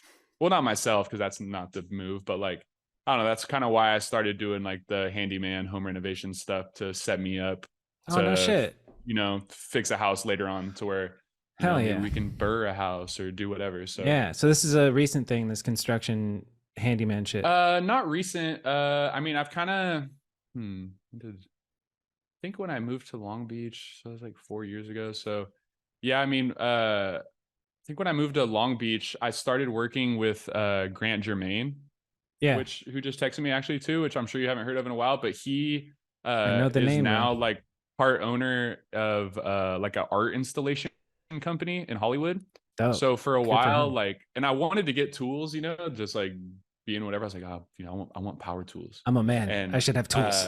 exactly, I need tools. Yeah. So I started working with him, just like hanging art, and then, you know, we'd hang like mirrors and light fixtures and chandeliers and Which shit ain't like that. easy, So that's dude. kind of how I got. Yeah. Yeah, and like, dude, we were hanging it in like crazy cribs, like in the hills, like worked Sick. for Kathy Griffin and like the Chainsmokers, and just like Get the crazy fuck out shit, of here. That's charged a awesome, shitload dude. because it's Hollywood. Yes. We don't even deal with like the people. We just deal with their like assistants. Right. Yeah. Nobody's even paying for this Yeah. realistically, you know? Yeah. Um, Just send an so, yeah, invoice. We don't care how much it yeah, is. exactly. Like, Yeah. they don't care. So that was cool. And that was like my foot in. And then I worked for like a handyman who did like more house flips and stuff like that. And he was like an electrician. So where like worked with him. And then after a while, and I just work for myself now. So it's super Fuck nice. yeah. And I love it. How did you start It's working so for good. yourself? And tell me more about it. Like, are you a LLC? Like, No, I'm not an LLC. I guess I don't know when you have to start. I don't think I make enough money to start worrying about that. But like now I kind of have all my shit together to where maybe I will start making enough money for it to matter, because I just kind of write it off as like an independent contractor. yeah. But Sole yeah, proprietor, basically. yeah. To where I just do I just work for myself, and I just do marketing through like, you know, online marketing, to where I just pay X amount and I'll get leads, and then whether I follow through with the leads or not, I still pay for it, and I get returning customers, and I'm fucking busy as shit. Hell yeah. Good And for like you, dude. I did That's so sick. marketing last week because I was like, all right, let's, you know, I'm broke. I just bought a Sur-Ron. I need to get my money back up. Yeah. But now we're chilling. I kind of took this week off to like catch up on some stuff and get bike side dialed, and yeah. You're living the dream, like, man. I love it. It's just, dude, honestly, like being able to make your own schedule, you know? Yeah. Like, it's a good feeling. with like, I think the only 9 to 5 I had was working at the building, like in the warehouse, which was cool. But like, I don't know if I ever did it 5 days a week, like 9 to 5. Like that shit's so draining. Like kudos to anybody who like does that. I don't know. I just want to like, they're listening right now.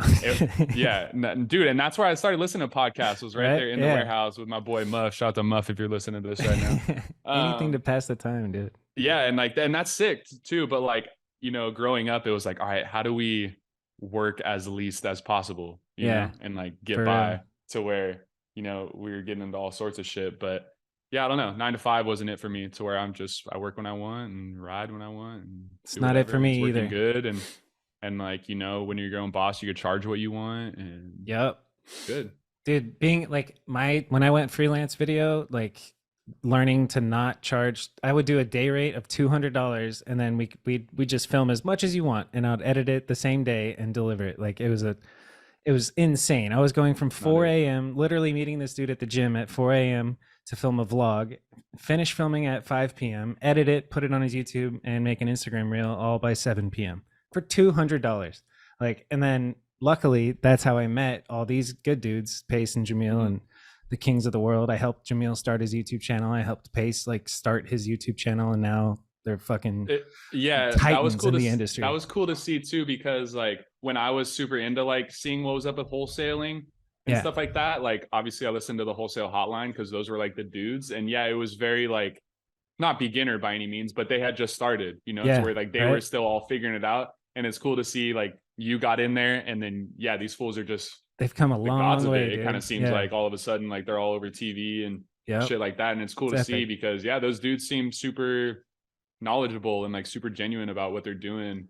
And they cool. changed my and fucking life, dude. Yeah. Cause like more than just like more than just like getting to meet them and work with them, like Pace in particular taught me how to value myself. He's called me out. He's like, dude, why are you charging 200 for all of these videos? He's like, you should charge 500 for each video. And I was like, oh, word. Okay, cool. And then he was willing to pay more, and it like changed my mindset with money, which is an important thing. Like you can get stuck in like the broke mindset, you know, like money's so hard to get. I can't do it, but money's out there. You just got to like provide value and go get it. It's interesting to, and shout out to those people who like press you. I've been thinking about that a lot recently, to where like you need friends that call you out, you know, and not even if it's just friends, you know, like just affiliate or whatever, but like, and you know, sometimes people could get offended or whatever like that, but like people need to call each other out because it makes everybody better, you know. Broke shaming. Just kidding. I've never heard that. I just made it up because I was thinking about, because like calling people out for like, yo, you can do better than what you're doing right now, like is the same as like fat shaming a homie. Fat shaming worked for me. I had a bunch even of, like in a better sense, but yeah. like, yo, like you're talking shit right now, or like, yo, like you do this thing and it's whack, and you're just like, oh shit, like I guess I am being negative. Yeah, and why nobody's am I called me out complaining all because the time? like, and like nobody's called me out for whatever reason, and now you realize like, damn, I've been saying that dumb shit for all this time, right? Yeah, but now I'm not going to. It's easy to like. That's why there's some phrase that my dad always said, and like small people talk about other people, and then great people talk about ideas and like the future and shit. And I was like, oh, okay, word. And then like, not the good old days. Yeah, don't live in the past. I think there's like, the good old days, and like talking about people is like down here, and then like, ideas and like exactly talk about the future. And then just not like venting about negative shit to your friends all the time. Like you should talk about the positive things in your life more than the negative things, which is you know, not common apparently. It's hard to do, and I try and do it, and we all still, you know, sit around and talk shit, which is fine, and you know, most of the times or whatever. It's fun to like, talk shit. You know? Ew, so cringe, you know? Like, did you see what this dude posted? So cringe. Fucking, but get over it. Yeah. What do you got going for the future? Speaking of the future. Trying to get this motherfucking door. First dough. He's trying to get his first dough. Got qualified for like decent amount last year, but not enough to where like it'd be something sick. So I want to get something with like you know, 2 units or like a back house or something like that, to where I can make some bread off it. Yep. And live in it.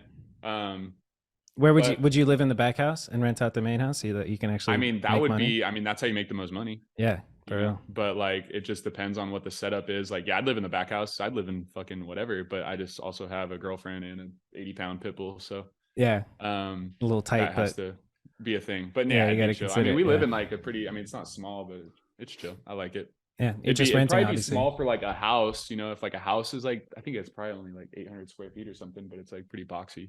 Word. But but nothing crazy, just the Surron video, trying to get bike side done. Excited for that. Bike side done. I think bike side will forever like, oh, just one more thing, you know, I want to do like these couple things. But you guys just added that sub box. Is that the latest edition? Yeah, kind of. That was like a while back. But it's just been raining, so it's just wet in there, to where we just get like crazy runoff, especially from like all the rain that we just had. So I just been waiting, like, you know, we just like dammed it up, and Elstrand and this dude Santi and like Kramus came through today and just fucked it up. It was so hell sick. yeah, dude. Elstrand can do anything. Dude, that's the only reason I drained it. I just want to see Elstrand get all weird. He did some shit, and then Santi did some shit too. It was cool. Santi's also amazing, dude. I love him. Yeah, he's cool. And like, I didn't know like the name until like he pulled up, and then he was like asking about Barcelona, and I was like, oh yeah, I remember you. Yeah, Santiago Laverde, right? Yeah. But bike side, the Surron video that I'm really not taking too seriously, but I think I'm just trying to get free parts because I'm tired of paying for them already. And nobody has a Surron edit. Yeah, for real. They're all fucking vlogs, man. Mm-hmm. What's up? What's up? You rock my fucking Surron. We're gonna hit this spot. It's not it. See, now we're talking Instagram shit. clips go crazy though. What do you think of Dennis Anderson's vlog? Would you make fun of that? Yeah, I'll make fun of Dennis's vlog. I don't even watch them, to be honest. Maybe I have a couple. I just don't really watch too many vlogs. I never watch him, but I watched his one where he hill bombed at like 50 miles an hour doing a manual, and I was like, oh my god, dude. And he got his homie to do a tuck no hander down that Euro gap that they built. It was fucking crazy. It was a good little nice. It was a good, I'm stoked on anybody if they're having doing fun, shit. Yeah. Dennis is God. It doesn't matter. Dennis can do whatever he wants, you know, but it almost makes it more like accessible to where like Dennis was kind of like a mystery, kind of off the grid, like killing everything, to where all of a sudden he's pointing the camera at himself and like got the moto ramp and all this shit. And it's like, I love that guy, but like, it's just different, you know, but like he's got to a point to where he can't ride forever, you know, make these videos, get the podcast, get the brands going, run it up, run all that shit up. For real. I back it, you know, I back it big time too. Yeah. Do you see the fucking AI generated clip of me at like interviewing Christian saying, hi Christian, I wish you were Dennis or something. And then he starts talking and I interrupt him. You know what I'm talking about? No, but I did actually just watch the Uncirc podcast, like, or at least I made it a couple minutes into both of them. Like, this is what everyone was talking about. Like, this shit's crazy. But dude, no. I talked to Charlie on the phone, I think yesterday, and he is so fucking just like on one. Like he's doing a full length movie, independent film. He's sitting in his room writing 5,000 words himself, just like typing up a podcast and then using Donald Trump's voice and Joe Rogan's voice and fucking my voice and Fudger's voice. All right, here's the. Thanks for coming. I really wanted Dennis, but I guess this will do instead. No problem, Bobby. Thanks for having me, dude. So how is Dennis doing? I think he's doing well, man. I was just actually What's Dennis up to nowadays? Just chilling, I think, man. I was kind of hoping we could maybe talk about... Could you maybe ring Dennis and see what his Mount Rushmore of BMX riders would be? Okay, Robert. I didn't want to have to do this here, but you aren't giving me much choice. Dennis chose Fudger, and that's nothing to do with me. Maybe Uncircumcised is just a better podcast. Have you ever thought about that, Bobby? If I find out you have violated your restraining order, you know I'll have to ring the police, and we don't need all of that mess again. Anyway, Christian, it's been a great episode. Thanks for coming. Dude, that's shout out to Archie Kenward. Must be good. We got clips on the Kanode Knows now. So yeah, Uncirc is breaking through. The biggest podcast in BMX, that's for sure. Uncirc, second episode's coming soon, according to Charlie. Yeah, Charlie is a fucking wizard on the keyboard really and all that shit. He's sick. I got to spend, some decent times with him on S&M. And oh yeah, you were on S&M. Mm-hmm. Dude, we barely talked about like your BMX career. I feel like let's talk about the crank arm. You never do like when you stop on, like, when you start riding. Like I don't know. Like I said, I rode dirt jumps in my backyard when I was 4 or 5. Yeah. Like no, we don't have to cover that again. Let's talk about your goddamn crank arm to wall ride. Tell me about that whole thing. I know that's a story. I mean, yeah, kind of. So, I saw Brock do. I've been hunting for it. So when me and Sauce filmed my first video, when I was doing crazy grinds, or not even crazy grinds, just specifically crank arm stuff. Yeah. I was like, I want to do a crank arm wall ride. And so me and Sauce, and I would tell everybody I know, like, do you know of any rail to walls? I'm trying to do a crank wall ride. And it just never happened. And then one day when Sauce was out and Spreet was there, they found a crank arm wall ride, but Spreet was there. So he did it. And it's like a little park. It's like a little walkway baby guide. I think Dak might've done like Peg's wall, maybe even Peg's, because I think there's 2 or something. So Spreet might have done the first one. I don't really know if any other ones have been done. That makes sense to me. You and Spreet. I mean, yeah. Shout out to we're both from the same area, 951 all the way. I love Spreet, dude. But yeah, I hit up Kramus for that spot because Brock had done the Pegs wall to like the stairs, and then we pulled up with I think like a Golden Days crew originally. And like we looked at it and I was like, you know what? It's probably like possible, but the runway had like a 3 block kind of in front of it, so where it was kind of you had to like zag and shit. It's like I don't know, it's possible. That sucks because you don't see that in the video. Like you don't see all that shit. It's good to hear. Yeah, this. You gotta kind of if you pause one of the clips, you can see like the piece of wood in the back. Okay. That I used, but I think I pulled up even another time because the school it's not even stacked, but it has like this cool like right side. Like out rail thing and like this little block set. But I pulled up another time, didn't fuck with it. And then I was like, I need like a piece of wood or something.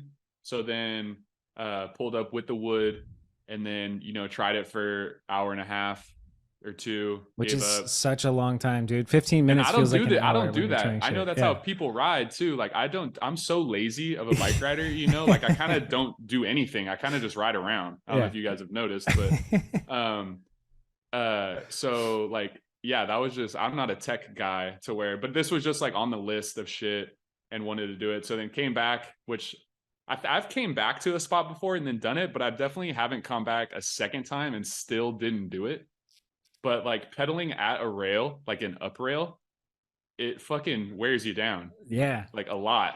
Yeah. And even on the when I landed it, we were like a yerba mate, we had the massage gun out. My phone had died because I was just blasting techno in my ear, or like out loud, just because like I needed something to keep going. Phone died. We had Ed's phone on the techno, just trying to keep it going.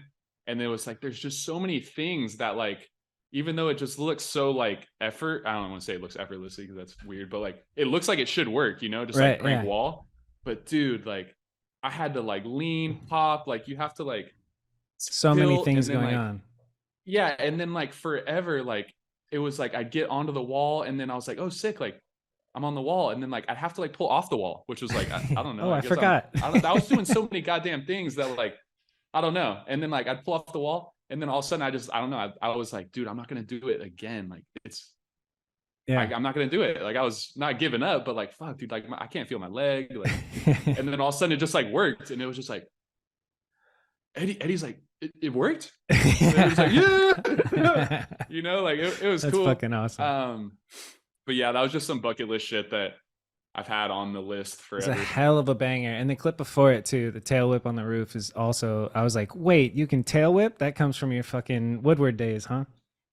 Kinda. Yeah. I don't know. I just have like a dick-footed whip. I mean, I'm dick-footed, you know, I spin the other way, but yeah, whips are super fun. They're just like, I need like a specific setup. I need like a wedge to wedge or something. Okay. I was like, how sick would it be if I've never filmed a tail whip ever. That was the only one. That's why I'm saying like film, I didn't even know you could do them. And then all of a sudden you're whipping on a roof. Like on a real camera. But yeah, I was like, I want to whip like an A-frame or something, to where I was just like looking for this spot forever. And I finally found one. And then I almost died without even really realizing it until they showed me after. But it all when you swerved around that like whatever electrical thing. I didn't even like think like it was just like, dude, if you tag that, dude, and went over, if I would have clipped and then gone off the roof, like, dude, it would have been over. Literal death. Yeah. Fuck. Yeah. So that was super fun. What would you say is your proudest clip in your? Here we go. Let's fucking stroke this fucking ego. 10 years of BMX career sponsored shit. You were rocking a Sabrosa shirt in the Woodward video. I remember. I still rock my Sabrosa sweatpants like every fucking my day. Guy, yeah. The ones with the bones down the side. Yep. Fuck yeah. That's from my era too. I love that. The bones sweatpants. I think I might have just got rid of it recently, but I have like that Nirvana 666 Sabrosa shirt. Yep. That's a good one. Shout out to Sabrosa. Yeah, I was almost. I mean, I was told I might even could have gotten on Sabrosa, but I went the S&M route instead. Yeah. But I don't know. I'm trying to think of it's like the like what was that thing? I don't know. There's like this Denny's roof off the 91 freeway, like in Corona, that I always drove by, that like I cavemanned off of, and I always drove by it, and it'd always just like eat away at me. And that was like the banger in like my Still Peaking video. Let's look up Still Peaking. I don't peeking. Still peaking. I don't know. That drop-in clip from the video, that shit was super fun. Just like from the beginning of the Cult one. Yeah. Oh my god, the Denny's caveman is fucking nuts, dude. That is fire. Yeah. You ain't afraid to get on some roofs. That's like on the side of the freeway that like in Corona, so like you just drive by it all the time. That's amazing, dude. That's what. There should be a spot that like everybody would see, and like I just for a while I would always just like post me like flipping it off, like fuck you. Denny's. Yeah. That's amazing. All right. Let's see. Who are some riders that I don't know about that I should know about? You kind of told me one, Steve-O, but you told me it doesn't have Instagram. Shout out to Steve-O. I couldn't even tell you his Instagram. It changes all the time. Man, we sit, not that we sit around and talk about this, but like I wish I could tell you like some local kids around here that are like worthwhile, but like I don't really know any of the kids too good. Besides like I don't know, Nate Bush. He's like a Nate little local Bush. kid. Shout out to Okay, Nate well, Bush. follow Nate Bush. Hmm. What's his Instagram? Do you know? Probably fucking Nate Bush, Nate_Bush. Like Bush, like the beard. Oh, I see it. Followed by High Desert. Sick. Nathan Bush. All right, shout out Nathan Um, Bush, dude. Yeah, dude. I don't know. I couldn't tell you like super underground shit. And I wish I could tell you like all these like local kids that are ripping, but like I don't really talk to them or hang out or like Yeah, I'm you're not just doing gonna your own tell them thing, like, yeah. yo, these kids are sick. And like I don't really know. Like they don't even really fucking they Yeah. just kind of look at their phone all the time. They don't even really say what's up. So You ever go to Cherry yeah. Park? You don't strike me as a Cherry Park guy. If I go to Cherry Park, I am not riding. Like I go by, like I have like a wheelie bike that like I just, you know, if I'm pedaling around go, or if "What's I'm up, going nerds?" through town or on my Sur-Ron, like I'll pull Yeah. up. It's more like a hangout spot, you know, it's more Yeah. like just go over there, say what's up. I miss the but yeah, days of definitely- like just hanging out at the skate park with the homies. Like, Yeah. Yeah. Go over there, smoke a spliff. But I don't know. Cherry's also kind of weird because then you get all the weird, like entitled skater heads. yeah, facts. Yeah. Okay, that's good enough for riders I don't know. Shout out Nathan Bush. How about riders that you sweat?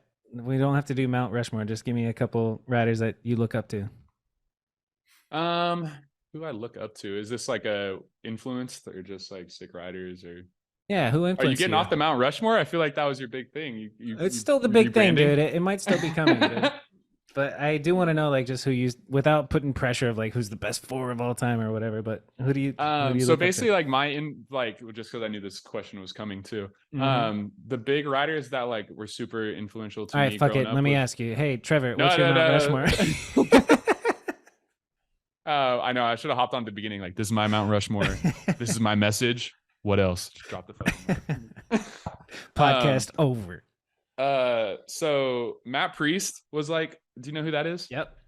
Okay, Matt Priest was probably like one of my most influential dudes. Like I would go just watch his like Relentless video, and it was also with a Empire of the Sun song Yep. when like that was coming out. So where like so that was the video I would always watch before I would go ride, like because he's just super sick, big ass dirt jumps, dick You footed. can tell with your riding, dude. That's So that was, amazing, you yeah. know, and maybe it was just like relatable, you know, to where he was kind of like doing similar things, but like him and Mike Saavedra, Yep. he's From like AZ. trail guy That's from my Riverside. Yeah. I would. Well, he lived in AZ, I guess. Or Oh, I did don't know he? if he did, but he dated Chelsea Tellez for a while, and he was always out here at the Tellez compound.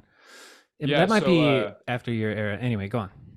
I had this class where I TA'd for like, I TA'd for the dance team in 7th grade. If that's what you want to do, I recommend it. I should have taken a computer class. For sure. All I did was just hang out with dancers. But I would just go on his like ESPN thing and just look at his bike check every day. And he had Nice. this like full S&M ATF that was from like yellow to orange with like all aqua profile parts. Sick. And I would literally praise this bike all day. Yeah. But those were probably like the two dudes. But like with the Matt Priest thing, so he had that Empire of the Sun song. I Mhm. forget, I think it's Walking on a Dream or Staring at the Sun or some shit like that. And back to Coachella, might be like my tick. They performed at Coachella, and it was like one of the first times that like I did acid.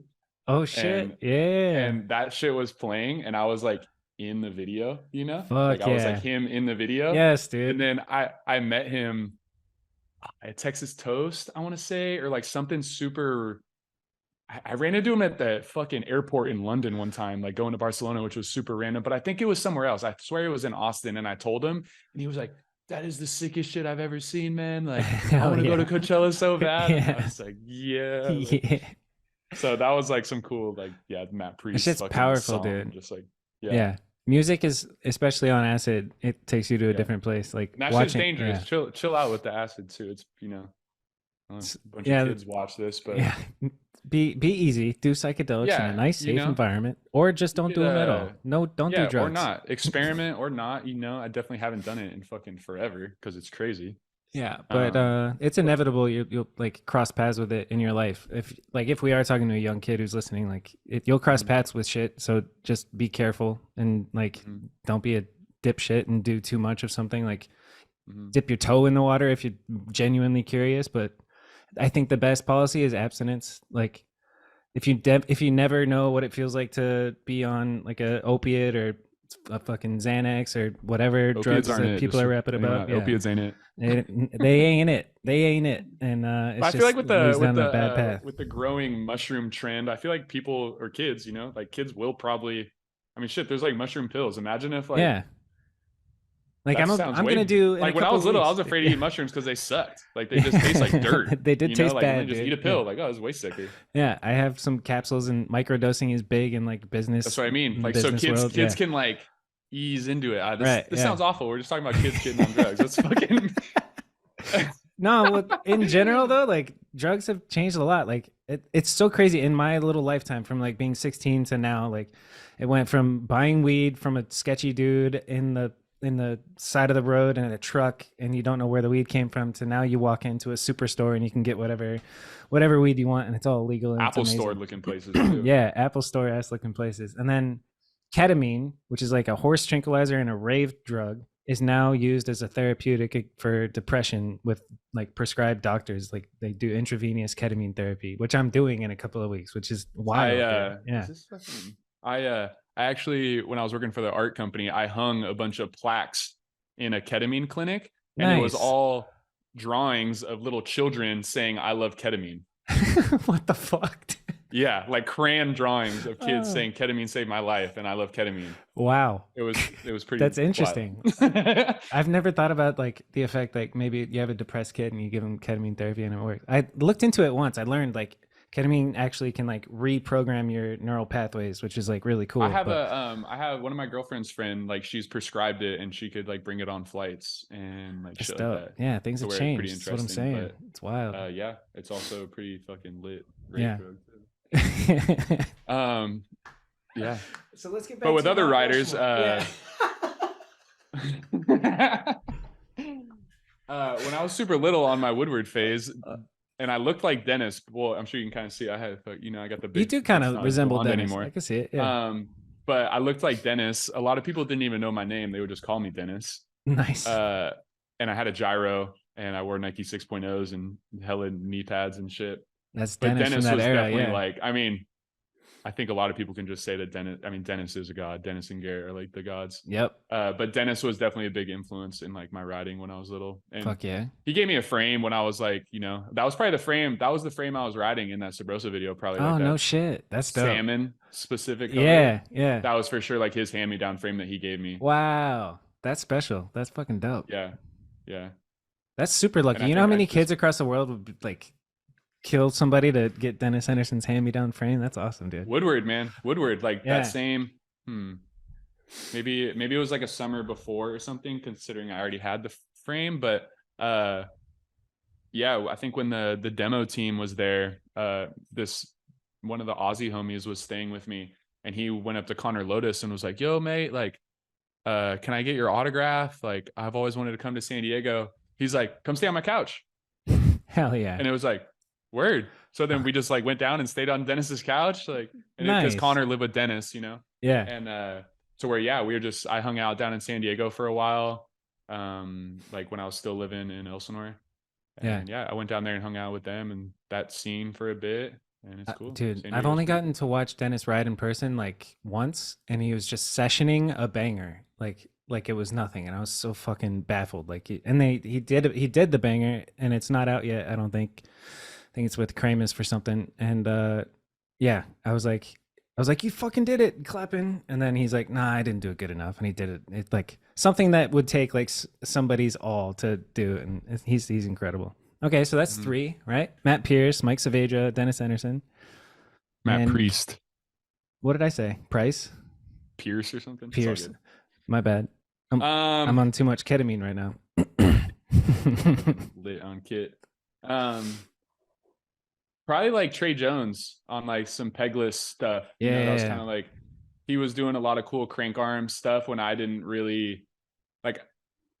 So my phases of riding was like, so I just rode forever, like rode dirt jumps. And then in like, let's say end of middle school, beginning of high school, all my homies were like street. Like everybody was in love with Dak and Eddie Cleveland and all this shit. And Yeah. I had a gyro, and I was the homie with the gyro. And like, Nice. and then it turned into like Freaking loser. everybody else stopped riding, and then I didn't have pegs, but I didn't have brakes at this point either. So where I learned how to do a crank arm. Nice. And like Trey was doing crazy crank arm shit, you know, at the time. Yeah. And it was kind of like, I guess it maybe to other people it wasn't like breakthrough, but like I think it was kind of like, you know, what He was definitely early on that shit. Yeah. 10 or something, you Yeah. know, like 11. So where just, you know, and then I turned into street guy for a bit, and then now I'm just fucking all right. That's whatever. dope. That's a pretty fun Mount Rushmore. I like that. Let's talk about crank arms. Who do you think did the first? I'm thinking about like Ian Schwartz and Jim Solinsky, and I would have no idea. we would have to do like research because old videos like I mean, there's a dude doing it in Anthem 1 or 2, right. and I want Like, to say it is Jim C. Maybe I don't way know. off. If I'm Jim super C's an bad. anthem, but yeah, I don't know. I don't know. I'm old shit super either, yeah, dude. exactly. Yeah. I'm super bad with like old facts. Like I didn't even know who Ian. I still barely even know like what Ian Schwartz is all about. Even though we have not want to say we have similar writing, but like That's he's pegless and unacceptable. has a free coaster. You know, I'm gonna exactly. need you to go watch Gone. I have tapped fishing. in, but like Yeah. I don't really know. You know. Nice. Yeah, I don't know. But Trey was doing crank arms, and then like Eric L. and then Eric Lichenberger. Yep. And then Garrett Reeves was sick with the pegless stuff. Dude, Garrett Reeves is like one but of like my all-time favorites. Hoder, for sure. Yeah. Hoder's crazy with it. But like, dude, doing pegless grinds is so like, I don't know. I'm pegless, and I think it's stupid. Like grinds, like put pegs on. Like I was like doing pegless grinds like up rails. Like that is not the move. Like why am I doing like this? crank arms and like dust? I do the dusters too. Like that makes sense. Or like those are dope. doing a pedal grind on like coping. But Yeah. like fools really like axle grind round rails. Yes. Yeah. Pegless like Hoder. I've done it on like a exactly, Sabrosa rail, and like where your crank like goes over the rail and you just eat yeah. straight over the bars. Like bike fully fucking stops in its place and you just it's I don't know. It like oh shit, dude. Have you ever done like I think the most elusive pedal grind is the front pedal grind to hard 180. That was like one that nobody really unlocked until I don't know who the fuck did it. I'm dick footed. I don't know. So that would be like switch hard. Yeah, okay, never mind. But I do the back pedal. Yeah, I saw you did a back pedal hard in 180. Which is is that spinning the opposite way for you? No, that's regular spin, opposite grind. Like your back foot is switch. Yeah. Regs. And I've done another one before too on just like an outledge, but that's dope. Yeah, hard 180s without pegs is pretty crazy. Like yeah, it's a weird feeling. Work. If you could, and that was kind of random too. That the one in the recent video. Yeah, on the famous up. We just like, yeah, exactly. Yeah. We just like, I mean, just filming for the video. I'll just go get in the van with Vish wherever we're going. And he was like, "We're going to the up ledges." I was like, "Oh shit, we're going to a ledge spot. I got something in mind actually." Nice, hell yeah. And that was actually the day that Young Dolph died. R.I.P. Rest in peace, Young Dolph. We were being in the van and everyone, we just banged Young Dolph the rest of the day. As you should. Yeah. yeah. Let's see. If there's a trick that you could magically have like the Matrix type just put in your brain, what would you want to learn? What would you want to have? I'd relearn caveman crank arms and go do it on this spot in San Pedro that I've wanted to do my whole fucking life. Damn. Well, I'm gonna need you to do that. Nah. Well, remember, I was doing that shit when we met. Yeah. I pulled up to that Palm Springs park, like so yes, deep, dude. Yes. Yeah. The little park did on party. that little 3-stair one. Yeah, you did. I just don't do rail stuff that much anymore. Like I have this perfect spot that's like a out ledge, and then there's a rail on the side, and it's just like so perfect.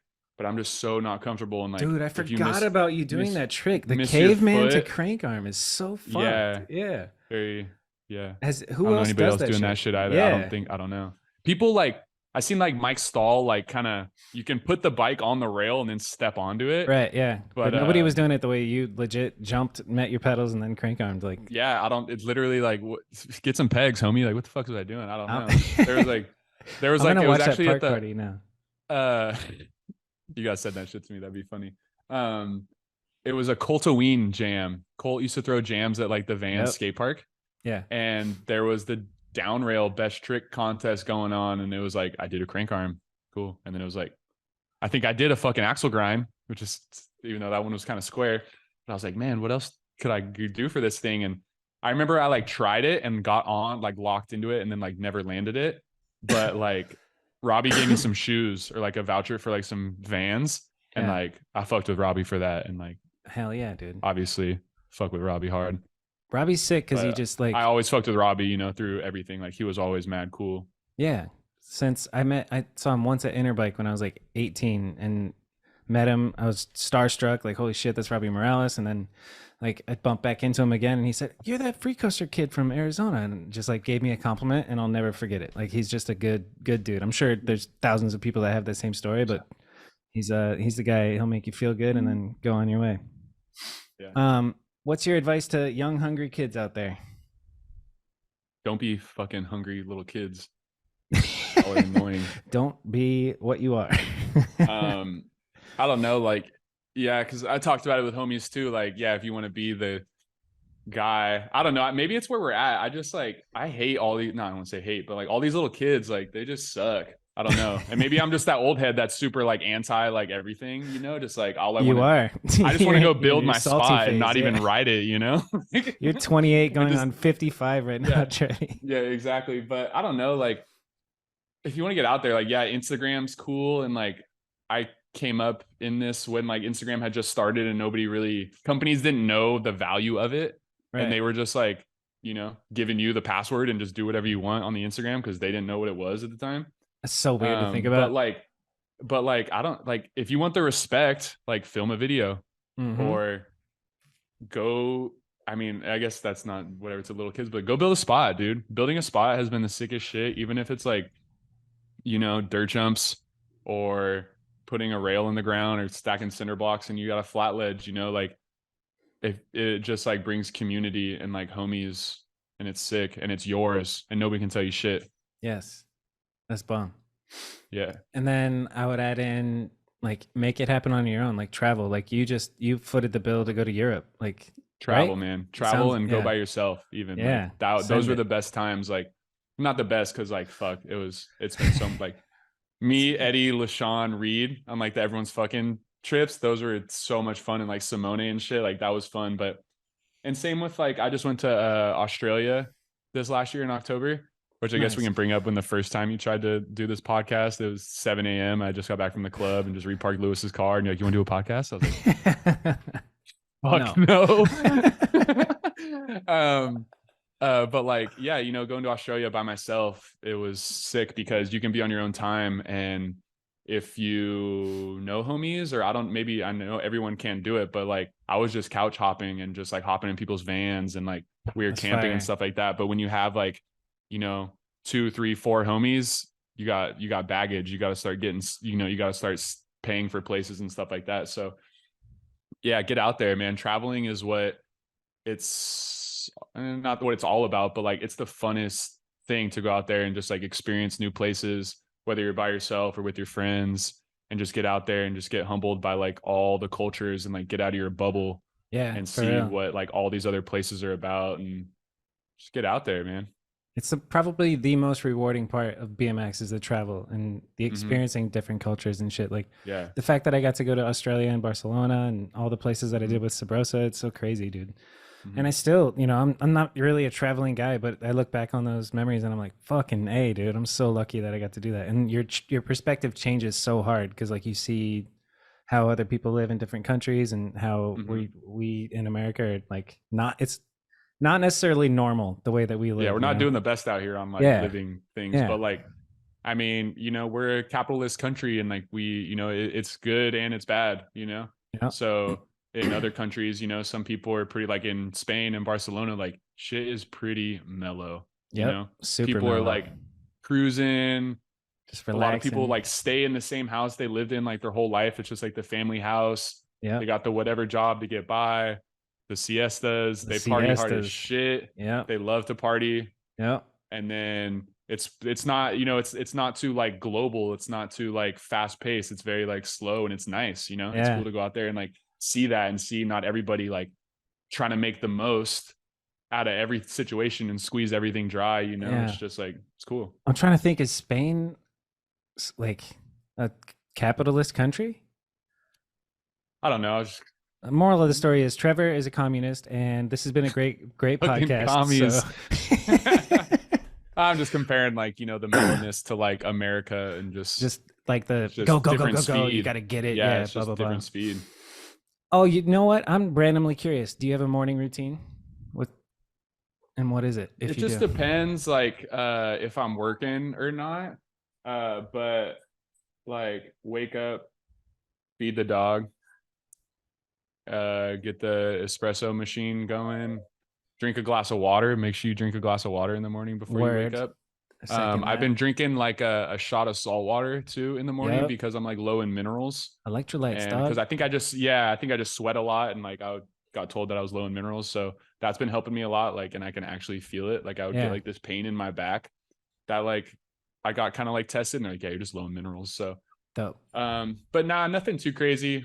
Walk the dog, or I don't even walk. I just skate with him now or like ride my bike because he's a big boy and he needs to run. Fuck yeah. Yeah. That's a Coffee good dog. good morning routine. Yeah, other than that, yeah, it's pretty all over. Run to work or listen to lo-fi YouTube channels. Nice, dude. I like the stretch. lo-fi vibe. Yeah, it's fucked up they talk about YouTube algorithms.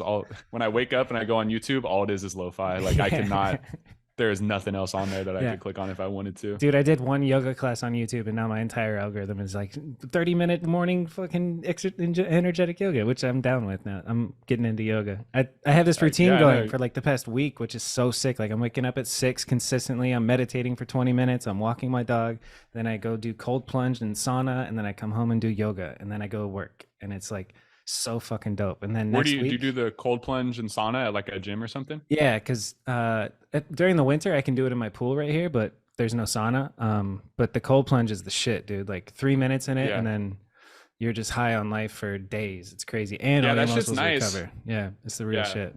I wish I had a pool for that. Next week, I wish I had my own. Like, I think my boss is gonna get a cold plunge in his one of his like Airbnbs, and there's gonna be a gym there too. And I'm gonna fucking cancel my membership at this spot. Yeah, jump in.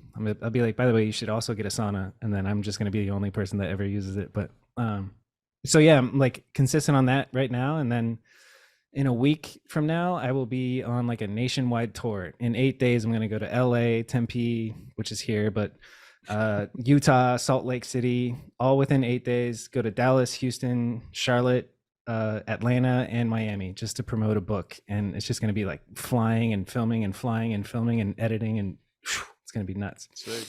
So there goes my morning routine, but we'll keep it up. I gotta go. I'm gonna try and go film a clip. I got a spot, and the boys are gonna meet up and shoot a photo and a video, and I'm gonna keep working on my mediocre 2 part. I'm stoked. Hell yeah! Tell the boys I say what's up, and hopefully I'll be out there. And I mean, if it's not a week or two, make it longer than a week or two. Well, yeah, you're right. No, I mean like in a week or two. Yeah. I'm just going. If you go to Arizona, like I don't, it's forever. It's destiny. I don't know. Yeah, we'll see. Tell Pace and all your boys to look out for pools for me. Yes, sir. I will. I know they fucking got him. Yeah. There's one house in my neighborhood that's being like redone that I walk past and I think of you every time. I'm like, this is a good one. It might be a good one, you know? But I don't know what makes a pool good. Yo, that's one question I skipped over earlier before we go. Who's the best pool rider in the world? I have an idea, but I mean, you probably know. Corey? It's Corey. Yeah. Yeah. So fucking good, dude. It's so crazy. And who brought him to his first pool? That's right. Trevor Sigloch. I'm trying to think who other like big dogs like sick like that. I don't know. We could do you got to run right now, or you got like a couple minutes? I got a couple minutes. So me and Corey just barged this very high profile actor's house, which I'll tell you off camera because everyone could just look it up. Okay. But he is the main dude in like, you know, one of these big movies in like the 60s or 70s or whatever. Okay. But basically, and I feel confident saying this because somebody else did, but like we find all our pools on real estate apps. Like we go on the real estate app and you can put in the tab like with a pool, and you can even put in getting renovated to where just scroll pools. Sick. Quite the concept. Yeah. So if you find them, hit me up, send me your pools. But me and Preston got busted at a pool like by a helicopter and shit with like, I think it was like maybe $1 million house or something. Whoa. and nothing ever ended up happening with it. They didn't press charges or anything, but so we're like, fuck, we got to chill on like all the expensive houses. Yeah. But he found this pool that like it's in my video where like I carve around like the like opposite cake and I do the out ledge into the pool. Yeah. And then like do the shit. So that pool has a rail in it too, like a handicap rail, like down the waterfall to where there's like a rail, a reverse cake, the out ledge. Like it's stacked, you know? Yeah. And it's rare because like pools normally just suck. Like they just suck. Like all of them suck. But if you're at we're just trying to find like house, some decent ones. So it was like 12 mil or something. And it was like, fuck, like we're never going to ride that one. And then we're up in the hills and like me and Corey, and we're about to just like, fuck it, let's just go to San Bernardino. And he's like, you know what? Let's look at this other pool real quick. I was like, oh, it's that one that like, you know, Preston sent. He's like, yeah. I was like, all right, let's go peep. He's like, I looked at it. There's like a 12-foot tall gate. There's cameras everywhere. I don't know if anybody lives there or if there's dogs or what. I just like, I need somebody to get my back. Cause Corey like loves this shit. Like, I don't really like, I'm not super on it. Like he just, he loves this shit. Yeah. So I was like, I got your back. Let's run it, you know, whatever. So we hop this gate and we're like walking through and it's all like blind. Like we don't know what the fuck like is going to happen. Like we're expecting to get rolled. Like something's going to happen. We pull up and like we cruise through the house and we see that it's just like fucking gangster, like so gangster. Or at least it used to be. It's just like half studs now. Like most of the house is like kind of all ripped out. But then the pool's there and there's like old pictures of like the dude and all his cars and like 2-story library, movie theater, like the gangsterest of gangster shit ever. And like the pool's there. And then like, so we tried to like siphon it and it didn't work. And like, there's like a fire department across the hill that like could clearly see us if they wanted to. And they have a lock on the gate. And then so like we come back or like we leave because we couldn't figure it out. We're like, oh, we'll just come pump it. Like, and we found out there was power because like I was like, I saw an outlet and I saw like new wiring and I was like, no fucking way. And I turned the light on and the power came on. I was like, yo. So that means we could bring an electric pump instead of bringing our big ass gas one, you know? Yeah. And so I'm sitting in traffic and I'm like lurking. I'm like on, you know, the websites, like looking up whose house it was. And I find out whose house it was. And I'm like, yo, this is like this dude's house. And he's like, no fucking way.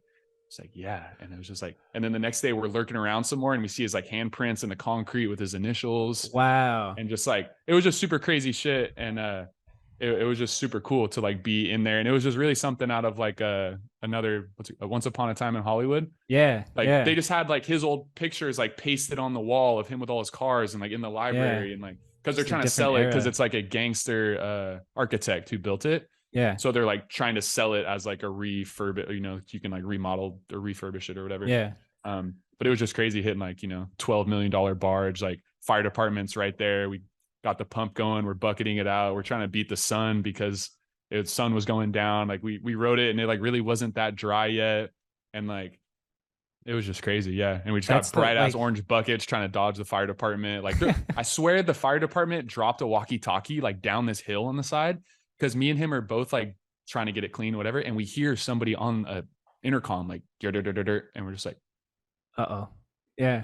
Fucking, what the fuck's going on? Like, yeah. Is someone right here? Like, and it was a crazy experience, but we handled it. And then we got the fuck out of there because we really expected to get rolled and like, but it was worth it because it was like a crazy pool. And then we tried to go back and it just hasn't been possible. Like there's been neighbors outside and it's just like the most it's a one-time magical moment. I mean, yeah. And then like it's been raining crazy out here to where like people were in town, like Lil Jon and some other homies came in town just to come, well, not just to come hit that, but hit other pools and shit. And like we hit it when we drained it, it rained like the next day. That's where it's like, fuck, you got to go in there and like do this whole mission again to like break into this fucking mansion. I don't know. It was just crazy. That's got to be like part of the thrill of riding pools. It's just like the difficulty of like finding. That's 90% of it for me is for sure like the chase. No dig, no ride. Like what's the phrase for pools? No fucking trespass. No fucking grass. I don't know. No trespass, no grass. Yeah, but it's definitely like the chase, like the pools. Like it's so much fun. I'm not super on it right now, but like, when you're on it, you're on it. Yeah. I mean, kinda. I just like riding them, but like I said, like Preston and like this other dude Gilbert, who's like out here. He's like kind of new to around here, but he's been on it, draining pools on Friday, ride him on the weekend. It's fucking rains all week, I drain him again. Like, and I'm just not down like that. Like he's like, yo, we're riding this. I'm like, dude, let me tell you again, I'm riding my dirt bike for like 2 months at least. Like I'm not touching the bike. Like it's chilling. See you boys later. But yeah, that was a really fucking crazy barge. That wild one. That's dope. What are you gonna do for the rest of the night? Fucking smoke the rest of the spliff. Go put this new Surron axle on. Probably stare at my Surron some more. Try and figure out how it works. Fix the suspension. See how long it is till the rest of my parts get here.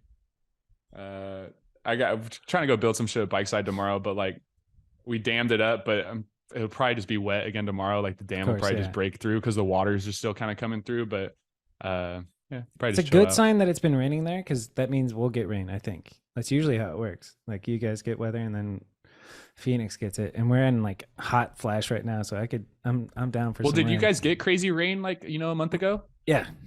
Like after. So I mean, right after we're doing pretty good. Like we were in like a crazy drought, but all of our reservoirs, not all of them, but like a shitload of them are like back up. Like 80% capacity, and like all the lakes that LA steals all the water from, like they had to divert water into these lakes that haven't had water in them for forever, like Owens Lake and stuff like that. To where everyone was stressing. Lake Powell's at like 40% capacity, and like we go out there every couple of years, and it's over. We're just like, fuck, we're never going back. Like it's all gonna dry out, and we're back. Shout out to El Nino.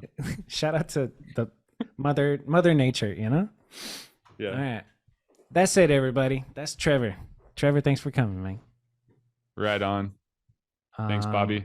Yeah, you're welcome. Goodbye, everybody. And you've reached the end of the video. That's it.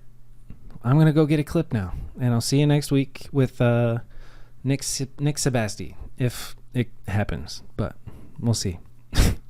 All right, have a good day. Hey, if you haven't liked and subscribed and shared the show with your friends, what the fuck are you doing, dude? I'll come get you. All right, bye.